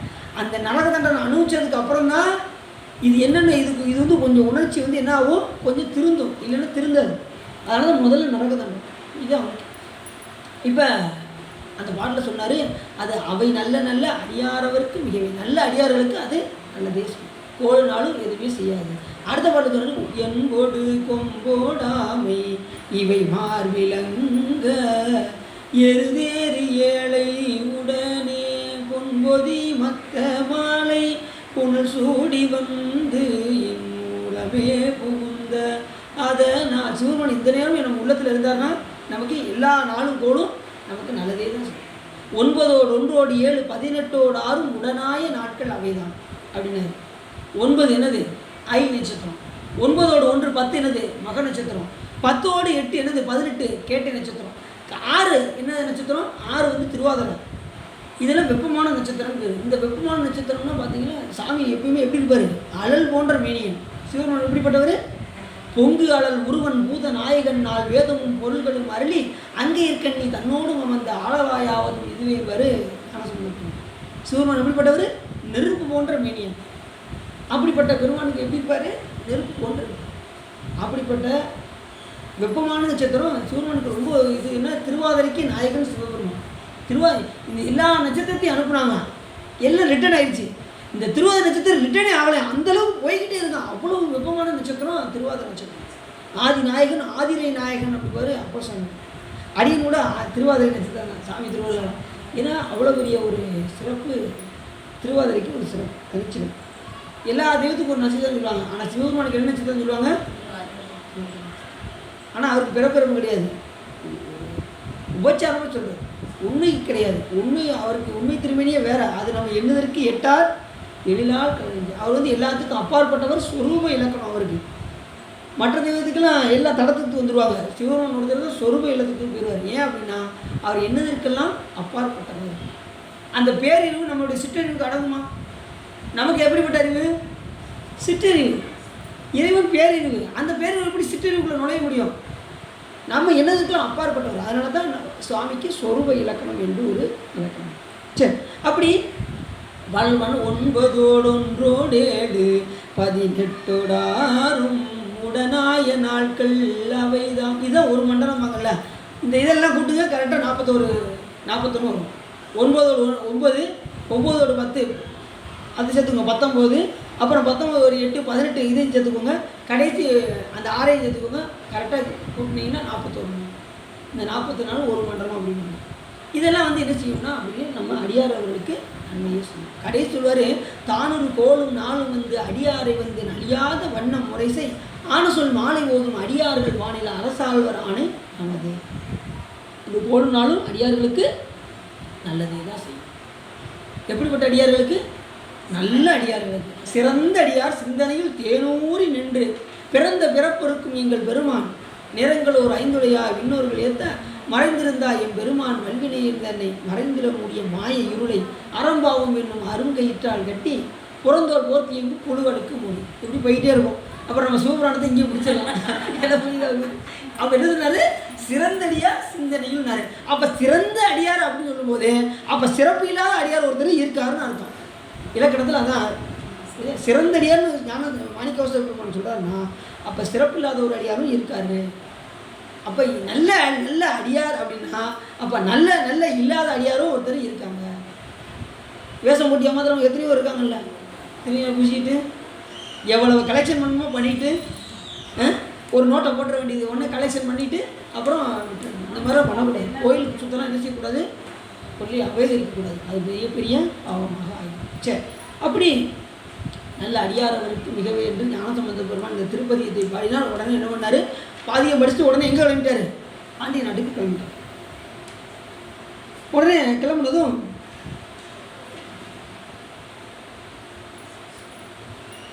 ஞானசம்பந்த நாயனார் அடியார்களுக்கு அது என்ன செய்யாது, ஒரு தீங்கும் உண்டாகாது என்று சொல்லி குலதெய்வத்தை ஓதி அங்கேருந்து கிளம்பிட்டார். ஞானசம்பந்த முத்துப்பந்தல் நிலச்சர முத்துச்சிவிலி மேலே ஏறி வழியுள்ள தலங்களை எல்லாம் வணங்கி கொண்டு திருப்பதியம் பாடிக்கொண்டு பரசமய கோழி வந்தார். சமண சமயராகிய அந்தகாரம் கெட உதித்த ஞானசூரியர் வந்தார்ன்னு உடனே பாண்டி நாட்டிலாம் ஞானசம்பந்த பெருமானை அப்படி வரவேற்றார். சின்னங்கள் ஒழிக்க மதுரையை அடைந்தார். அவர் கூட உள்ள அடியார்கள்லாம் அவரை வாழ்ந்துக்கிட்டே அப்படி உள்ள மதுரை நாட்டுக்குள்ளே கட கட கடன்னு சவுண்டை அடிச்சுக்கிட்டு எப்படி இருக்கும்? அடியாரெலாம் வந்து எப்படி இருக்கும்? அந்த கைலாய வாத்தியத்தை முழங்கி அப்படி உள்ள பாண்டி நாட்டுக்குள்ளே உள்ளே போகிறாங்க. அங்கே ஒரு ஆளுக்கு வயிறு எரியுது. யாருக்கு? சமணர்களுக்கு வயிறு எரியுது. முத்து சின்னத்தின் ஓசையை கேட்டு சமணர்கள் வந்து உங்கள் தேவனை கும்பிட வந்த உனக்கு இந்த வெற்றி சின்னவியன் நீங்கள் 6 வென்றீர்கள் என்று தடுத்தார்கள். இவங்க வெற்றி சின்னம் அடித்தா யாரை வென்றிருக்கீங்க, நீங்கள் வாட்டு ஊருக்குள்ளே வந்துக்கிட்டு இது சின்னம்லாம் அடிச்சுட்டு இருக்கீங்க அப்படின்னு சொல்லி அவங்க என்ன பண்ணாங்க, ரொம்ப கேள்வி பண்ணாங்க. அதுக்குள்ள இவர் பயப்படவே இல்லை. ஞானசம்பந்த பெருமான் பயப்படவே இல்லை. ஞானசம்பந்த நாயனார் அத்தடையை கடந்து பரிசங்களோடு கோயிலை அடைந்து சோமசுந்தர கடவுளை மீனாட்சி அம்மையாரோடு வணங்கி ஆனந்த வெள்ளத்தில் அவிழ்த்தி சமணர்களை வாதிலே வெல்ல சுவாமியுடைய திருவுள்ளத்தை நோக்கி திருப்பதிகம் மோதி திருவருள் பெற்று கொண்டு வெளியே வந்தார். உடனே சாமிகிட்ட போய், சாமி இந்த சமணர்கள்லாம் அவர் ஒளி பண்ணிட்டு இருக்காங்க, அவனை என்ன பண்ணலாம் அப்படின்னு சாமிகிட்ட போய், செய்யனே திரு ஆலவாய் ஐயனே. ஆனால் என்ன பண்ணார்? உள்ளே போனார். சாமி கோயிலை போய் பார்த்தாரு. சாமி பார்த்தாரு, வணங்கினார், வழிபாடு செய்தார். எப்படி வழிபாடு செஞ்சார்? சிரத்தின் மேல் கூப்பி கொண்டு வந்தார். சாமி பார்த்தவே சிரத்தின் மேலே ஒரு தடவையாவது கூப்பி கீழே அரைக்கும். சரிதானா? எந்த நேரமும் இப்படி தான் இருக்கணும். ஆனால் நம்ம நீங்கள் வர கை வலிக்குங்க, எப்போங்க நீங்கள் அதை சொல்லி முடிப்பீங்க, சீக்கிரம் சொல்லுங்க அப்படின்போம். அப்படி அல்லாமல் ஒரு தடவையாவது என்ன செய்யணும்? சிரத்தின் மேல் கூப்பி கொண்டு அதுக்கப்புறம் அப்படி பாரு உள்ள போன செய்யனே திரு ஆலவாய் ஐயனே அஞ்சல் என்று அருள் செய்யனே. சாமி நீ கவலைப்படாத, நீ பார்த்து சொல்லிட்டேன்னா எனக்கு வேலையை நான் ஈஸியாக முடிச்சுனேன் சாமி அப்படின்னாரு. ஞானசம்பந்த போய் அஞ்சல் என்று அருள் செய்யனே செய்யனே திரு ஆலவாய் ஐயனே அஞ்சல் என்று அருள் செய்யனே. அடுத்து சொன்னார், பொய்யராம் அமரர் கொழுவும் சுடர் பையவே சென்று. அது 2வது அடுத்த பாட்டு. சாரி, இப்போ வந்து என்ன பண்ணார்? சாமிகிட்ட போய் விண்ணப்பம் கேட்குறாரு. நான் என்ன செய்ய போய் அவங்களோட வாதிடவா அப்படின்னு கேட்காரு. உடனே சாமி என்ன பண்ணார்? சரிப்பா. உடனே போய் என்ன பண்ணார்? அங்கேருந்து சாமி வழிபாடு செஞ்சுட்டு அப்படி வெளியில் வந்தார். வெளியில் வந்து ஞானசம்பந்த தடையை கடந்து பைசனோடு உள்ளே வந்தார். அப்புறம் உடனே சமணர்களின் வாதில் வெளில சுவாமியுடைய திருவுள்ளத்தை அறிந்து வந்தார். அப்பொழுது வாகிசமயம் என்கின்ற ஒரு சிவனடியார் ஒருவர் அவரை தம்முடைய திருமணத்தில் எழுந்தல் இருக்குமாறு செய்தார். நாயனாரும் அதற்கு உடன்பட்டு அந்த மடத்தில் தங்கினார். எங்கள் மதுரையில் மடத்தில் தங்கினார். இப்போ அங்கே ஞானசம்பந்த பெருமான் மடம் அங்கே இருக்குது. மதுரை மடம் இருக்குது பார்த்தீங்களா? அங்கே அது ஞானசம்பந்த பெருமான் தோற்றுவித்த மடம் தான் அந்த மடம். உடனே அந்த மடத்தை தங்கினார். நாயனாருடைய வரவை அறிந்த சமணர்கள் பொறாமை கொண்டு ஒருங்கு கூடி எழுந்தொள்ளி திருமணத்தை எரிக்குமாறு அன்றிரவு அக்கினி தேவனை அபிமந்திரித்து ஏவினார்கள். அவங்க எதன மந்திரமோ சொல்லி இவங்கெல்லாம் தங்கியிருக்கக்கூடிய மடத்துக்கு என்ன பண்ணாங்க, அக்கினி ஏவும் நம்ம மந்திரத்தை அபிமந்திரத்தை சொல்லி ஏவுவாங்க. அங்கே மந்திரம் வேலையை செய்ய மாட்டேங்குது. பார்த்தாங்க, உண்மையிலே வச்சுக்கிட்ட வேண்டியதான் அப்படின்னு சொல்லிட்டு பாண்டிய மன்னன் என்ன பண்ணாங்க, இவர் பாண்டியத்தை போய் பொய்யா சொல்லி நாங்கள் எங்களுடைய மந்திரத்தை சொல்லி அவங்களுக்கு தீய வச்சிடறோம் அப்படின்னு. இவர் என்ன பண்ணிட்டாரு, கூன் பாண்டிய மன்னன் இவர் மந்திரத்தை சொல்லி தான் நாங்கள் வச்சுருங்க அப்படின்ட்டார். அவர் யார், கூன் பாண்டியன். உடனே இவங்க மந்திரம் சொல்லி பார்த்தாங்க, மந்திரம் வேலை செய்யலை. அவங்க மந்திரம் வேலை செய்யுமா, அவங்களுடைய மந்திரம் என்ன மந்திரம், சமணனுடைய மந்திரம் அஸ்தின்னு பேர். அஸ்தினா இருக்காரு, நாஸ்தினா இல்லை. கடவுள் இருக்காரு இல்லை அப்படின்னு ஏதாவது பொருள் இருக்கா, ஒன்று இருக்காருன்னு சொல்லு, இல்லை இல்லைன்னு சொல்லு, ரெண்டும் இல்லாமல் அஸ்தினா அப்படின்னு சொன்னாங்க. அது வேலை செய்யவே இல்லை. உடனே உண்மையிலே போய் பற்ற வச்சுட்டாங்க. அப்படி பற்ற வச்சதும் அது நெருப்பு எரிஞ்சதா. உடனே அன்றிரவு சமணர் பொறாமையை கொண்டு ஒரு கோடி அக்கினி தேவனை அபிமந்திரித்து ஏவினார்கள். மந்திரம் பலியாமை கண்டு பின் அக்கினி தாமே எடுத்து கொண்டு போய் மடத்தில் கொளுத்தினார்கள். அக்கினி புகைவதை கண்டு பரிசங்கள் போய் நாயனாருக்கு விண்ணப்பம் செய்ய, நாயனார் இது பாண்டியனால் ஏவி செய்யப்பட்டது என்று அறிந்து உடனே இப்போ தான் என்ன செஞ்சார், சாமி கேள்விப்படுறாரு. உடனே இது வந்து என்ன செய்யணும், இது வந்து பாண்டியனால தான் இது வந்திருக்கு அப்படின்னு, செய்யனே திரு ஆளவாய் ஐயனே அப்படின்ட்டு அஞ்சல் என்று அருள் செய்யனே. இந்த அடியார்களுக்கு என்ன செய்யணும், கவலைப்படாதீங்க, அஞ்சல் என்று சொல்லணும். சொல்லிட்டு பொய்யராம் அமனர் கொழுவும் சுடர் பையவே சென்று பாண்டியருக்கு ஆகுக அப்படின்னாரு. யார், இந்த சுடரானது என்ன செய்யணும், பையவே போகணும் அப்படின்னாரு. ஏன் அப்படின்னா மொத்தமாக போச்சு என்ன ஆயிரும், பாண்டியமன்னா அழிச்சிடும். பாண்டியமன் அழிச்சிருச்சுன்னா அவருடைய மனைவி யார், மங்கையை செய்ய அவங்களுக்கு என்ன செய்யக்கூடாது, எந்த தீமை. அப்புறம் அவங்களுக்கு என்ன ஆயிரும், கணவரை இழந்த கதையாயிரும். அதனால் என்ன பண்ணார், பையவே சென்று பாண்டியருக்காக அப்படின்றது. உடனே அவர் வெப்பு நோயானது அவரை வெப்பு நோய் உண்டாயிடுச்சு. வலி தாங்க முடியல. உடனே அரசனுக்கு வெப்பு நோய் அடுத்ததை பாண்டிய மாதேவியாரும் குலச்சியாரும் அறிந்து வைத்தியரை அழைத்து மருந்துகள் செய்தும் மந்திரங்கள் செய்தும் அது தீராமை கண்டு வருந்த முற்றார்கள். சமணர்களும் தங்கள் மந்திர ஔஷதங்களால் அந்நோயை மாற்ற எவ்வளோ முயற்சியாங்க. அவங்க மந்திரம் ஒன்றுமே படிக்கலை, வலி தீரவே இல்லை. பொழுது பிடித்ததும் மங்கை கோச்சியாரும் குலச்சியாரும் அரசனிடத்தில் வந்து இந்நோய் திரு ஞானசம்பந்தமூர்த்தி நாயனார் அன்றி தீராது என்றார்கள். திரு ஞானசம்பந்தமூர்த்தி நாயனார்னு சொன்னதுமே அவருக்கு பாதி நோய் குணமான மாதிரி இருந்துச்சான். உடனே அவர் கூப்பிடுங்க அப்படின்ட்டார். யார், கூன்பாண்டி. சைவர், நீங்கள் சொல்லும் சைவர் நீரிட்டு பார்ப்பது தகுமோ என்றான். அவர்கள் எவ்வகையிலும் உங்களுடைய அவர் திருநீர்லாம் கொடுப்பார்ல, அது நம்ம தான் திருநீர் பூச மாட்டோம்ல அப்படின்னா. யார், கூன்பாண்டி. உங்களுக்கு நோய் தீரணுமா வேண்டாமா அப்படின்னா 2 பேரும் சேர்ந்து வகையாரோ உங்களுக்கு நோய் தீரணுமா வேண்டாமா, ஆமாம் அப்போ 2 அவங்க வரைச்சி அப்படின்ட்டாரு. ஏன்னா இங்கே வலி தாங்க முடியல. உடனே வர வைத்தார்கள். பாண்டிமாதேவரும் மந்தியாந்திரமாக மடத்தை அடைந்து திரு ஞானசம்பந்தமூர்த்தி நாயனரை தரிசித்து விழுந்து நமஸ்கரித்தார்கள். நாயனார் அவர்களை தமது திருக்கரத்தால் எடுத்து நன்றி இருந்தீரோ என்று வினாடினார். நல்லா இருக்கீங்களா அப்படின்னு சொல்லி கேட்டாங்க. 2 பேரும் அப்படி தொட்டு தூக்கினார். ஞானசம்பந்தமூர்த்தி யாரா, குலச்செரியாரும் அந்நேரம் நம்ம இல்லாமல் போயிட்டோமே.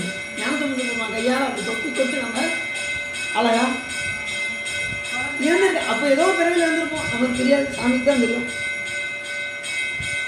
உடனே அதற்கு தேவரின் திருவுருளை பெற்றவருக்கு யாது குறை உண்டு என்று சொல்லி சமணர்கள் இறக்கவும் இப்பாண்டி நாடெங்கும் திருநெற்றொழி பிரார்த்திக்கவும் ஏதுவாய் அரசனுக்கு வெப்பு நோய் வந்தது. தேவரின் எழுந்தருளி வந்து அதனை தீர்த்தருள வேண்டும் என்று பிரார்த்தித்தார்கள். திரு ஞானசம்பந்தமூர்த்தி நாயனார் அதற்கு உடன்பட்டு முத்துச்சிவின் மேல் ஏற்கொண்டு முத்துச்சின்னங்கள் ஊத சென்று பூர்ணகும்பம் முதலில் அலங்கரிக்கப்பட்ட திரு அரண்மனைக்குள்ளே புகுந்து அரசனுக்கு தமிழகத்தில் இடந்திருந்த ரத்னாசத்தில் விட்டிருந்தார். உடனே அரசருக்கு இருக்கக்கூடிய ரத்னாசத்தில் போய் அமர்ந்தார். நாயனுடைய திருநோக்கினால் அரசன் செய்த அறிவு வரப்பெற்று அவரை பார்த்து அடியனுக்கு உண்டான நோயை தீர்த்து அடியனை அறிவு கொண்டார்கள் அப்படின்னாரு. யாரு, கூன்பாண்டி. என்னை வந்து நீங்கள் இந்த நோயை குணப்படுத்தி என்னை அறிவு கொண்டார்கள் என்று விண்ணப்பி. சமணர்கள் அது கேட்டு மனம் புழுங்கி மகாராஜாவே உங்களுடைய வலப்புறத்தை நோயை இவரும் இடப்புறத்து நோயை நாங்களும் தீர்க்க அனுமதி செய்ய வேண்டும் என்று அவங்க என்ன செஞ்சாங்க. சமணர்கள் இவங்க என்ன, எந்த இடம், உங்களுடைய வலப்புறத்தில் இருக்கக்கூடிய நோயை நாங்களும் இடப்புறத்து நோயை அவர்களும் என்ன செய்யும் நீக்குமாறு எங்களுக்கு அருள் செய்யணும்னு சொல்லி சமணர்கள் கேட்டுக்கொண்டார். சரி அதுபடி செய்யுங்க அப்படின்னு அவர் அனுமதி கொடுத்தார். அரசன் அப்படியே செய்ய என்று சொல்ல சமணர்கள் உடனே அருகனை தியானித்து கொண்டு சமணர்கள் என்ன பண்ணாங்க, அவங்க அருகன் ஒருத்தர் இருக்காங்க, அவனை தியானம் பண்ணி மயில்பிலினால் தடவி கரக நீரை தெளித்தார்கள். கரகத்துலேருந்து தண்ணி எடுத்து தெளித்தாங்க. அக்கினியில் பெய்த நெய் போல வெப்புணை முன்னை விட அதிகமாகிடுச்சு. இவங்க மந்திரம் சொன்னாங்க சமணர்கள். அவருக்கு என்ன ஆயிடுச்சு, ஊரை தெளிச்சு பார்த்தாங்க, மயில் பீலையை கொண்டு அந்த மயில் ரேகை கொண்டு வீசி பார்த்தாங்க, இருக்கிறத விட அதிகமாகிடுச்சு. தாங்க முடியல, பண்ணி என்னப்பா பண்ணீங்க அப்படின்ட்டாரு. யார்? அரசன். உடனே ஞானசம்பந்த பூர்த்தி நாயனார் அழைத்தார். அப்படி திரு ஞானசம்பந்த பூர்த்தி நாயனார் பாண்டியருக்கு இடம் பொருட்டு விபூதியை எடுத்தார். கையில் விபூதி எடுத்து பூசணும்னு எடுத்தார். உடனே சமணர்கள் அதை பார்த்துட்டு என்ன பண்ணிட்டாங்க, விபூதி மட்டும் நீ எடுக்கக்கூடாது அப்படின்ட்டாங்க. அவங்களுக்கு விபூதி பிடிக்காதுல்ல, விபூதி பூசினா அவங்களுக்கு பிடிக்காது. விபூதி எடுத்தார். உடனே அதுக்கிட்ட சமணர்கள் இது மாய நீர் என்று என்ன பண்ணாங்க, தடுத்தார். நீ மாயம் செய்ய வந்திருக்க, இது மாய நீர், இதெல்லாம் நீ பூசக்கூடாது அப்படின்னா. உடனே நீ மடத்து சாம்பல் எடுத்து வாயா அப்படின்ட்டார். யார் என்ன சொன்னார், உங்களுடைய மடத்து சாம்பல் எடுத்துட்டாங்க, நான் அதை பூசினேன் அப்படின்னாரு. உடனே நாயனார் அதனை விடுத்து கோயில் மண்டபத்தில் உள்ள மடைப்பள்ளியில் உள்ள நீற்றை கொண்டு வரும்படி செய்து மந்திரமாவது நீர் என்று பதிகத்தை பாடி, அப்போ என்ன பாட்டு பண்ணாரு, மந்திரமாவது நீர் ஆனவர் மேலது நீர் சுந்தரமாவது நீர் துதிக்கப்படுவது நீர் தந்திரமாவது நீர் சமயத்தில் உள்ளது நீர் செந்துவர் வாயுமை பங்கன் திரு ஆளவாயான் திருநீரே. பெருமானே, நீயே அடிக்கக்கூடிய திருநீரை நான் என்ன செய்ய போகிறேன், அந்த அடியாக நான் பூச போகிறேன் அப்படின்னு சொல்லி ஞானசம்பந்தத்துக்கு என்ன பண்ணார், மடத்து சாம்பலை எடுத்து என்ன பண்ணார், அந்த மடப்பள்ளியில் உள்ள சாம்பலை எடுத்து அந்த திருநீராக பாவித்து கொண்டு திருநீர் பூசணும். இதுலேருந்து என்ன தெரியுது அப்படின்னா, நாம் பாவனை பண்ணால் அதுக்கு பலன் உண்டுங்கிறது நமக்கு நல்லா தெரியுது. இப்போ நீங்கள் வீட்டில் சாம்பல் இருக்குது, இல்லை வேள்வியில் புகை இருக்குது, அதை அதில் எரிஞ்ச இது பார்த்தீங்கன்னா அதை நீங்கள் திருநீராக எடுத்து வச்சிங்கன்னா பூசிக்கொள்ளலாம், பூசலாம்ல. நீங்கள் எதனாலும் நீங்கள் எடுத்து அதை திருநீராக நீங்கள் நினைத்து பூசினீங்கன்னா அது வேலையை கண்டிப்பாக செய்யும். அது என்ன செய்யும் அப்படின்னாரு, மந்திரமாவது நீரை மந்திரம் என்பது நினைப்பது காப்பது, மந்தி என்பது நினைப்பது, தரம் என்பது காப்பது, நினைப்பவரை காப்பது மந்திரம். ஆனால் அந்த திருநீரை பூசவர்களுக்கு என்ன ஆகும் அப்படின்னா, நினைப்பவரை கண்டிப்பாக அது காப்பாற்றும். மந்திரமாவது நீர் மாணவர் தேவர்களை அணியக்கூடியது திருநீர், மாணவர் மேலது நீர் சுந்தரமாவது நீர். சுந்தரம்னா உடலுக்கு அழகை கொடுப்பது எது அப்படின்னா திருநீர். சுந்தரமாவது நீர் துதிக்கப்படுவது நீர், அர்ச்சிக்க எது உதவும் திருநீர், துதிக்கப்படும் நீர். தந்திரம் என்பது ஆகமம், ஆகமாக திகழ்வது திருநீர். சமயத்தில் உள்ளது, சைவ சமயத்துக்கு மூலகாரணமாக திகழ்வது திருநீர். எவையெனும் விராடத்திட்ட திருநீரும் சாதனமும் கண்டால் உண்டு ஓராதை அவரவரை கண்டபோது முகந்தடிமை திறமையிலிருந்து இவர் தேவர் அவர் தேவர் என்று இரண்டாட்டாது ஈசன் திறமையே பேணி கவராதே சொல்லும் அடியார் நெஞ்சினுள் கன்றாப்பு நடுநிலையை காணலாம். யார் சொல்கிறான், அப்போ சாமி சொல்கிறார். நம்ம சைவத்துக்கு மெயினாக முக்கியமாக திகழ்வது திருநீரும் உருத்திராகம் என்கின்ற பண்டிகை ரொம்ப முக்கியமானது. அப்படி இந்த விபூதி பதிகத்தை பாடினார். திருநீற்று பதிகத்தை ஞானசம்பந்தர் அழிச்சு. அப்புறம் ரெண்டாவது என்ன சொல்கிறார், வேதத்தில் உள்ளது வெந்தி எதிர்ப்பது, போதம் தருவது, உண்மை தவிர்ப்பது, ஓதை தருவது, உண்மையில் உள்ளது நேரு, சீதப்புணல் வயல் சொல் திரு ஆளவாயான் திருநீர், முக்தி தருவது நீர், முனிவர் அணுவது நீர், பக்தி நகை தருவது நீர், பரவது நீர் நீர், சத்தியமாவது நீர், தக்கோல் புகழ்வது நீர், பக்தி தருவது நீர், பரவது நீர், சித்தி தருவது நீர், திரு ஆளவாயான் திருநீர், காண இனியது நீர், கவிதை தருவது நீர், பேணி அணிபவருக்கெல்லாம் பெருமை கொடுப்பது திருநீர். யார் பேணி விரும்பி அணிகிறாங்களோ அவங்களுக்கு பெருமையை எதை ஒன்றும் வேண்டாம். நீங்கள் எதுக்கு நடந்து வந்துக்கிட்டு இருக்கு, திருநீர் பூசி எதுக்கு நடந்துருந்தீங்கன்னா உங்களை ஆட்டோமேட்டிக்காக என்ன செய்வாங்க, அவங்க எல்லாரும் கையெடுத்து போவாங்க. ஐயா வணக்கம் ஐயா, நம்ம யாரும் முன்ன பார்த்துட்டு கூட மாட்டோம், அவங்களும் வணக்கம் சொல்லுவாங்க. ஏன் அப்படின்னா அந்த திருநீருடைய பவர் ஆள் பவர் கிடையாது. இங்கே எது பவர், மேன் ஆஃப் பவர் யாருக்கு, அது இருக்கக்கூடிய ஒரு ருத்ராட்சத்துக்கும் விபூதிக்கும் உரிய எல்லாருமே கொடுப்பாங்க. பேணி அறிபவருக்கு பெருமை கொடுப்பது, மானம் தருவது நீர், மதி தருவது நீர், சேலம் தருவது நீர், அளவாயான் இப்படிலாம் சொல்லிட்டு கடைசி சொல்வார், ஆற்றல் அடல் விடையேறும் அளவாயான் திருநீற்றை போற்றி புகழி நிலாவும் பூசுரன் ஞான சம்பந்தன் தேற்றி தென்னன் உடல் உற்ற தீப்பினியாயின தீர சாற்றிய பாடல் பத்தும் வல்லவர் நல்லவர் தாமே அப்படிங்கிறாரா. ஆற்றல் அடலுடையும் ஆளவாயான் திருநீற்றை போற்றி புகழி நிலாவும் பூசுரன் ஞான சம்பந்த பொருள். இது என்ன சொல்றாரு? ஆளவாயில் வீட்டில் சொக்கநாத பெருமான் அணியக்கூடியதே திருநீர். அப்படிப்பட்ட திருநீரை யார் அணிகின்றார்களோ அவருக்கு என்னன்னு சொன்னார்? பூசுரன் ஞான சம்பந்தன் தேற்றி தென்னன் உடல் விட்ட தீப்பினியாயின தீர. எப்படிப்பட்ட தீப்பினியாக இருந்தாலும் அது என்ன செஞ்சிடும்? தீர்ந்து விடும் என்று திருநீர் அவருக்கு பூசினார். உடனே என்ன ஆயிடுச்சு? முதல்ல ஒரு 6 பாட்டு பாடுவார். நல்லா கவனம். முதல்ல ஒரு 6 பாட்டு பாடுவார். அதில் பூராமே திரு ஆளவாயான் திருநீரே, திரு ஆளவாயான் திருநீரே வரும். இந்த பக்கத்தில் உள்ள மொத்த வழி இந்த சைடு போய் என்ன ஆயிரும்? ஒரு பக்கம் குணமாயிரும். இவங்க சமணர்கள் இருக்கிற இடத்துல ரொம்ப அதிகரிச்சிடும். ஞானசம்பந்த பெருமான் அவன் இருந்த இடத்துல பூரா வழி சரியாயிடும். உடனே இவர் என்ன பண்ணுவார்? இந்த பக்கம் வந்துருங்க அப்படின்னு. யார்? இந்த பக்கத்தில் உள்ள வழி நீங்களே நீக்கிடுங்க அப்படின்னு சொல்லி இந்த பக்கம் வந்ததும் மற்ற ஒரு 5 பாடல் பாடுவார். அதில் எப்படி பாடுவார்னா வெறும் ஆளவாயான் திருநீரே, ஆளவாயான் திருநீரே பாடுவார். மொத்த இது குணமாகி அந்த வெப்புநாயன் அந்த குணமாகி கூணு இருக்கு பாருங்க, அந்த கூணு அப்படி நிமிர வைப்பார் ஞானசம்பந்தர். அப்படிப்பட்ட ஒரு பெரிய ஒரு புண்ணியம் அந்த கூண் பாண்டியனுக்கு கிடைச்சிருக்கு. ஞானசம்பந்த பெருமானாலே கூண் நிமிர்ந்தது என்று சொன்னால் ஞானசம்பந்த பூர்த்தி நாயனுடைய பெருமை எப்படிப்பட்டது. இந்த மன்னருக்கு கிடைச்ச ஒரு வாய்ப்பு பாருங்கள். அவருக்கு கூணு நிமிர்ந்துருச்சு. பண்டை செய்த தவத்தினால் பண்டை செய்த ஒரு சில தீவினை காரணமாக ஒரு கூண் இருந்தது. ஞானசம்பந்த பூர்த்தி நாயனுடைய பார்வைப்பட்டதும் அவருக்கு என்ன ஆயிடுச்சு? கூணானது நிமிர்ந்தது. இப்போவே குருநாதருடைய பார்வைப்பட்டதுன்னா நமக்கு எல்லா விதமான நலன்களும் நமக்கு விளையும். வருஷத்துக்கு ஒருக்காவது தீட்சை எடுத்த குருநாதர் என்ன செய்யணும்? போய் பார்க்கணும். இந்த வருஷம் போக முடியலன்னு நினச்சேன். உடனே நேற்று சாமி கூப்பிட்டாரு திருவாவடுதுறைக்கு போயிட்டு சிதம்பரத்துக்கு. அதே மாதிரி எப்பயுமே குருநாதரை போய் வருஷத்துக்கு ஒருக்கா பார்க்கணும். சிதம்பரத்தையும் போய் தரிசனம் செய்யணும். நான் போய்ட்டேன். வருஷத்துக்கு ஒருக்கா அந்த 2 இதையும் கண்டிப்பாக போய் வாய்ப்பு கிடைக்கும் போதெல்லாம் பார்த்துக்கிட்டே இருக்கணும். குருநாதருடைய பார்வை வருஷத்துக்கு ஒருக்கா நம்ம மேல் பட்டு கொண்டே இருக்க வேண்டும். பார்வை பட என்னாகும்? நம்ம கிட்ட இருக்கக்கூடிய ஒரு வருஷம் என்னென்ன வினையெல்லாம் செஞ்சுருப்போமோ பார்வை பட்டதுமே அது நீங்கிவிடும். ஒரு பார்வை பாவ விமோச்சனம். இது அவங்களுக்கு இதை வருஷத்துக்கு ஒருக்கா குடும்பத்தோடு கிளம்பி வரணும். எதுக்காக போகிறோம்? ஊட்டி, கொடைக்கானல், அப்புறம் குருநாதர் பார்த்தீங்களா? அது தாங்க இல்லை நினச்சாங்க பள்ளி எல்லாமே பார்த்தோம். ஊட்டி பார்த்துட்டோம், கொடைக்கானல் பார்த்துட்டோம். ஆனால் குருநாதரை மட்டும் பார்க்கல. எப்படி நாங்கள் இந்த வருஷம் போயிடுவோம் அப்படின்னு பார்க்க. அப்படி இல்லாமல் நம்ம என்ன செய்யணும்? வாய்ப்பு கிடைக்கும் போதெல்லாம் குருநாதரை போய் தரிசனம் பண்ணிட்டு குடும்பத்தோடு போகணும். போய் அங்கே இருக்கக்கூடிய தலங்கள்லாம் பார்த்துட்டு அப்படி குருநாதரை பார்த்துட்டு அப்படி சிதம்பரத்தை பார்த்துட்டு அப்படி எப்படி இருக்கும்?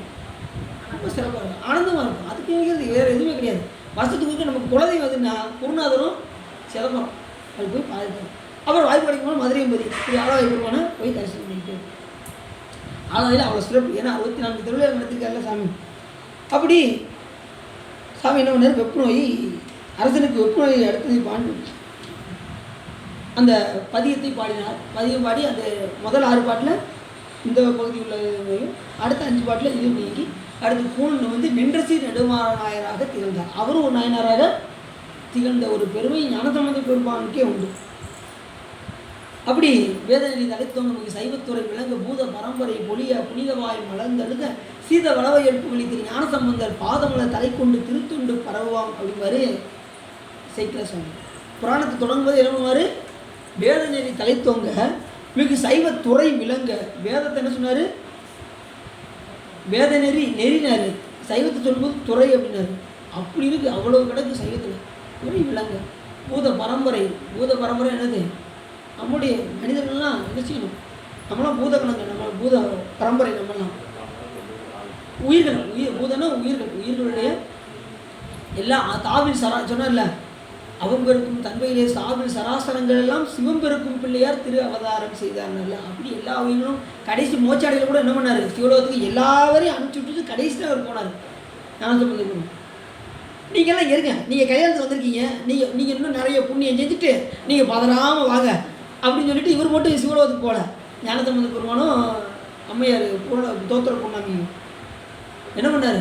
சுற்றி பார்த்தார். எல்லாரையும் சிவலோகத்துக்கு அனுப்பிச்சு கடைசி தான் இவர் போனார். நாமளும் என்ன செய்வோம் தெரியுமா? ஒரு தள்ளி விட்டுட்டு முதல்ல ஓடுவோம். அப்படிதான் செய்வோம் நம்மளாம். என்னது நீ கேட்டவங்க வந்துருப்பாங்க. ஒரு தள்ளி விட்டு முதல்ல நான் தான் ஓடணும். முதல்ல போய் சாமியை நான் தான் பார்க்கணும். என்னை விட்டு நீ போயிருக்க, நீ என்னை பார்த்துரும். நீ யார் நீ கேட்டு மட்டும் திறக்கட்டும். உன்னை எப்படி தள்ளி விட்டு நான் முதலாக போய் சாமி போய் கும்பிட்றேன் பாரு அப்படிப்பாங்க. நல்ல கவனமாக கேளுங்க. யார் முன்னாடி போகிறாங்களோ அவங்களுக்கு சிவபெருமான் காட்சி கிடைக்காது. யார் கடைசி இருக்காங்களோ அவங்களுக்கு சிவபெருமானுடைய காட்சி கிடைக்கும். அதே மாதிரி யார் சிவபெருமானுக்கு எதுக்கு இருக்காங்களோ அவங்களுக்கு சிவபெருமான் காட்சி கிடைக்காது.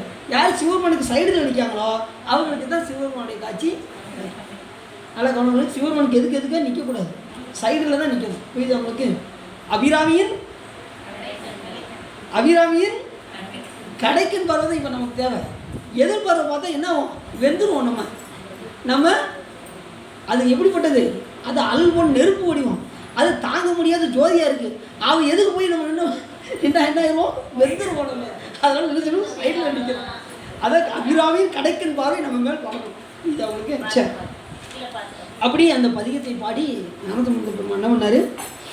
நோயை தீர்த்து வைத்தார். நின்றசி நடுவாரனாக திகழ வைத்தார். பூசினப்போ அப்படியே அவருக்கு என்ன ஆயிடுச்சு? அப்படியே பூசினப்போ அப்படி உள்ள புரிந்தது. அரசன் நாயனாரை நோக்கி மற்ற பக்கத்து நோயும் தீர்த்துள்ள வேண்டும் என்றார். உடனே அதையும் தீர்த்து வைத்தார். பாண்டியன் வெப்பநோயிடம் முன்னுள்ள கூன் நிமிர்ந்து பாலசூரியனை போல் பிரகாசித்தான். இதனாலே அந்த கூன் பாண்டியனுக்கு சௌந்தரிய பாண்டியன் என்ற பெயரும் ஆயிடுச்சு. அவருக்கு என்ன பாண்டியன் பேரு? கூன் பாண்டியன் பேர். கேளுங்க. அது பெரிய பாக்கியம். அந்த பிள்ளைங்க எவ்வளோ ஆர்வம் கேட்கறாங்க. சிறப்பு இல்லை, எத்தனையோ குழந்தைங்க இருந்தாலும் எப்படி கேட்குது பாருங்க.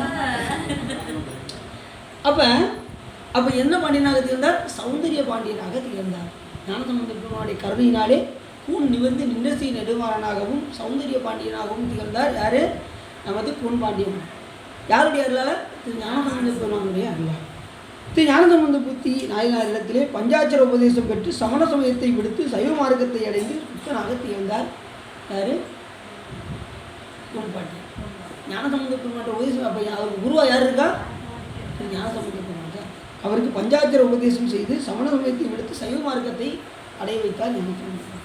பஞ்சாட்சர உபதேசம் ரொம்ப முக்கியம். குருநாதர்கிட்டருந்து பஞ்சாட்சர உபதேசம் தான் எல்லாமே. அதுக்கு நிகர் எதுவுமே கிடையாது. ஏன்னா துஞ்சலும் துஞ்சல் இல்லாத போலினும் நெஞ்சகம் நைந்து நினைவின் நாள்தோறும் வஞ்சக மற்றடி வாழ்த்த வந்த கூற்று அஞ்ச உதைத்தன அஞ்செழுத்து. அஞ்செழுத்து தான் பஞ்சாட்சர உபதேசம். பஞ்சாட்சரம் அப்படின்னு என்ன அர்த்தம்? நமசிவாய. நமசிவாய பஞ்சாட்சரம். சடாச்சரம் என்ன? சடாச்சரம்னா சரவண பவன் அர்த்தம். 6 இடத்துல வந்துடும். சொல்லல முருகன் உபதேசம். நீங்கள் என்கிட்ட உபதேசம் கேட்கணும் அப்படின்னாரு முருகப்பெருமான் வந்து. யார்கிட்ட? சிவபெருமான்ட்ட. என்னப்பா சொல்கிற? நீங்கள் வந்து சீடனா அமர்ந்திருக்கணும், நான் வந்து குருவாக உட்காந்து உங்களுக்கு சொல்லணும்.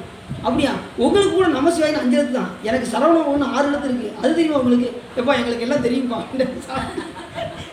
ஏன்னா சிவபெருமானுக்கு எல்லாமே தெரியும். அவருக்கு தெரியாத ஒன்றும் கிடையாது. ஏன் அப்படி சொன்னார் அப்படின்னா, இப்போ முருகப்பெருமான் யார், சிவபெருமான் யார்? 2 பேரும். அதை கந்தபுராணம் படிக்கிறவங்க தெளிவாக புரிஞ்சுக்கிடுவாங்க. தனக்குத்தானே மகனாகி, தனக்குத்தானே தத்துவம் கெட்டணும், தனக்குத்தானே குருவும் ஆகி சாமி என்ன பண்ணாரா? எல்லாருக்கும் நம்ம உபதேசம் பண்ணிக்கிட்டே இருக்கோம். நம்ம உபதேசம் கேட்டால் என்ன நினச்சாராம்? உடனே முருகப்பெருமானாக மாறினார். நெற்றிக்கண்ணிலிருந்து வந்து என்ன செஞ்சார்? அவர் தனக்குத்தானே மகனாகவும் ஆகி தனக்குத்தானே தத்துவம் கேட்டு தனக்குத்தானே விஷயம் உபதேசம் வாங்கி கொண்டார் சிவபெருமான். உடனே இப்போ நம்ம என்ன பண்ணுவோம்? அவர் சின்ன குழந்தைகிட்ட இருந்து வாங்கினாரா, அப்போ அவரோட ஒரு பெரியவரோ அப்படின்னு நம்ம நினைக்க தோணும். ஆனால் 2 பேருமே ஒரே ஆடு. நெட்டிகள்லேருந்து வந்து அப்போ அவர் வேறு இவர் வேறையா அப்படி பிரித்து பார்த்ததுனால தான் சூரபத்மனுக்கு என்ன ஆச்சு? அடி விழுந்தது. அடி விழுந்ததா விழுதலையா? விழுந்தது. அப்புறம் அவர் தெரிஞ்சிட்டார். அதுக்கப்புறம் சேவலும் மயிலுமாக ஆக்கி என்ன பண்ணார்? அவரை தன் வசம் வைத்துக் கொண்டார். எப்பயுமே முருகப்பெருமான் வேற இல்லை, சிவபெருமான் வேற இல்லை என்பதை நாம் தெளிவாக தெரிந்து கொள்ள வேண்டும். இது அவங்களுக்கு வச்ச. இப்போ என்ன பண்ணார்? பஞ்சாட்சர உபதேசம் செய்து அவரை சைவ மார்க்கத்துக்கு கொண்டு வந்தார். இது வரைக்கும் சமண இருளில் மூடி கொண்டிருந்த அந்த மதுரை எம்பதியை ஞானசம்பந்த பெருமான் என்ன பண்ணார்? ஆலவாய் பெருமானை முன்னிறுத்தி எப்பயுமே எந்த ஒரு இதையும் சிவபெருமான் திருவிழாவில் தான் நடக்கும். அதை என்ன பண்ணார்? நான் பண்ணினேன்னு சொல்லலை. நல்லா கொண்டு திருஞானசம்பந்த பெருமான் என்ன பண்ணார்? நான் இந்த சமண இருளை போக்கிறேன் அப்படின்னு சொல்ல.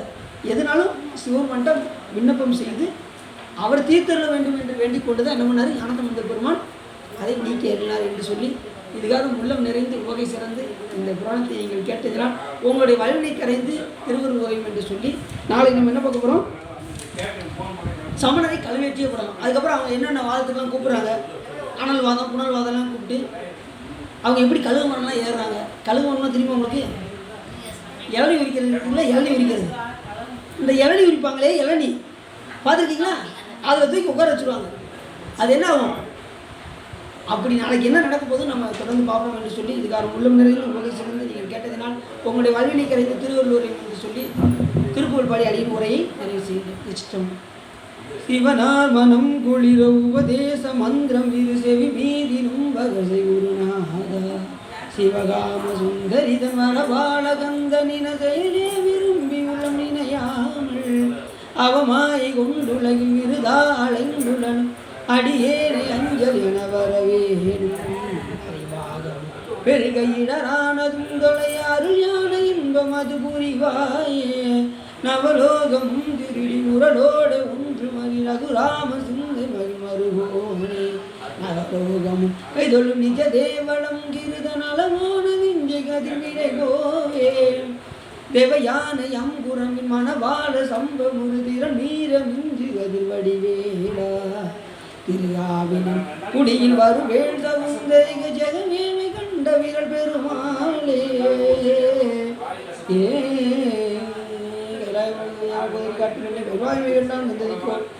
மெய்யான வான்வாய் உயிராரும் மொழி திருவாவூர் தெரிவாளர் நமச்சிவாயும் செயலாதி மரபுடியும் திருமரபு நீடூரி தலைகமாதும் வான்முகில் வளாது மிக மடிவனும் சுரக்க மன்னன் போன்முறை அரசு செய்க குறைவில்லாத உயிர்கள் வாழ்க நான்முறை அரங்கள் வந்த நற்றவன் வேலும் வல்க மேன்முகள் சைவ நீதி விளங்குக உலகம் எல்லாம் அரகன பார்வதீபதையே சிவனே போற்றி வேல்முருகனுக்கு திருச்சிற்றம்பலம்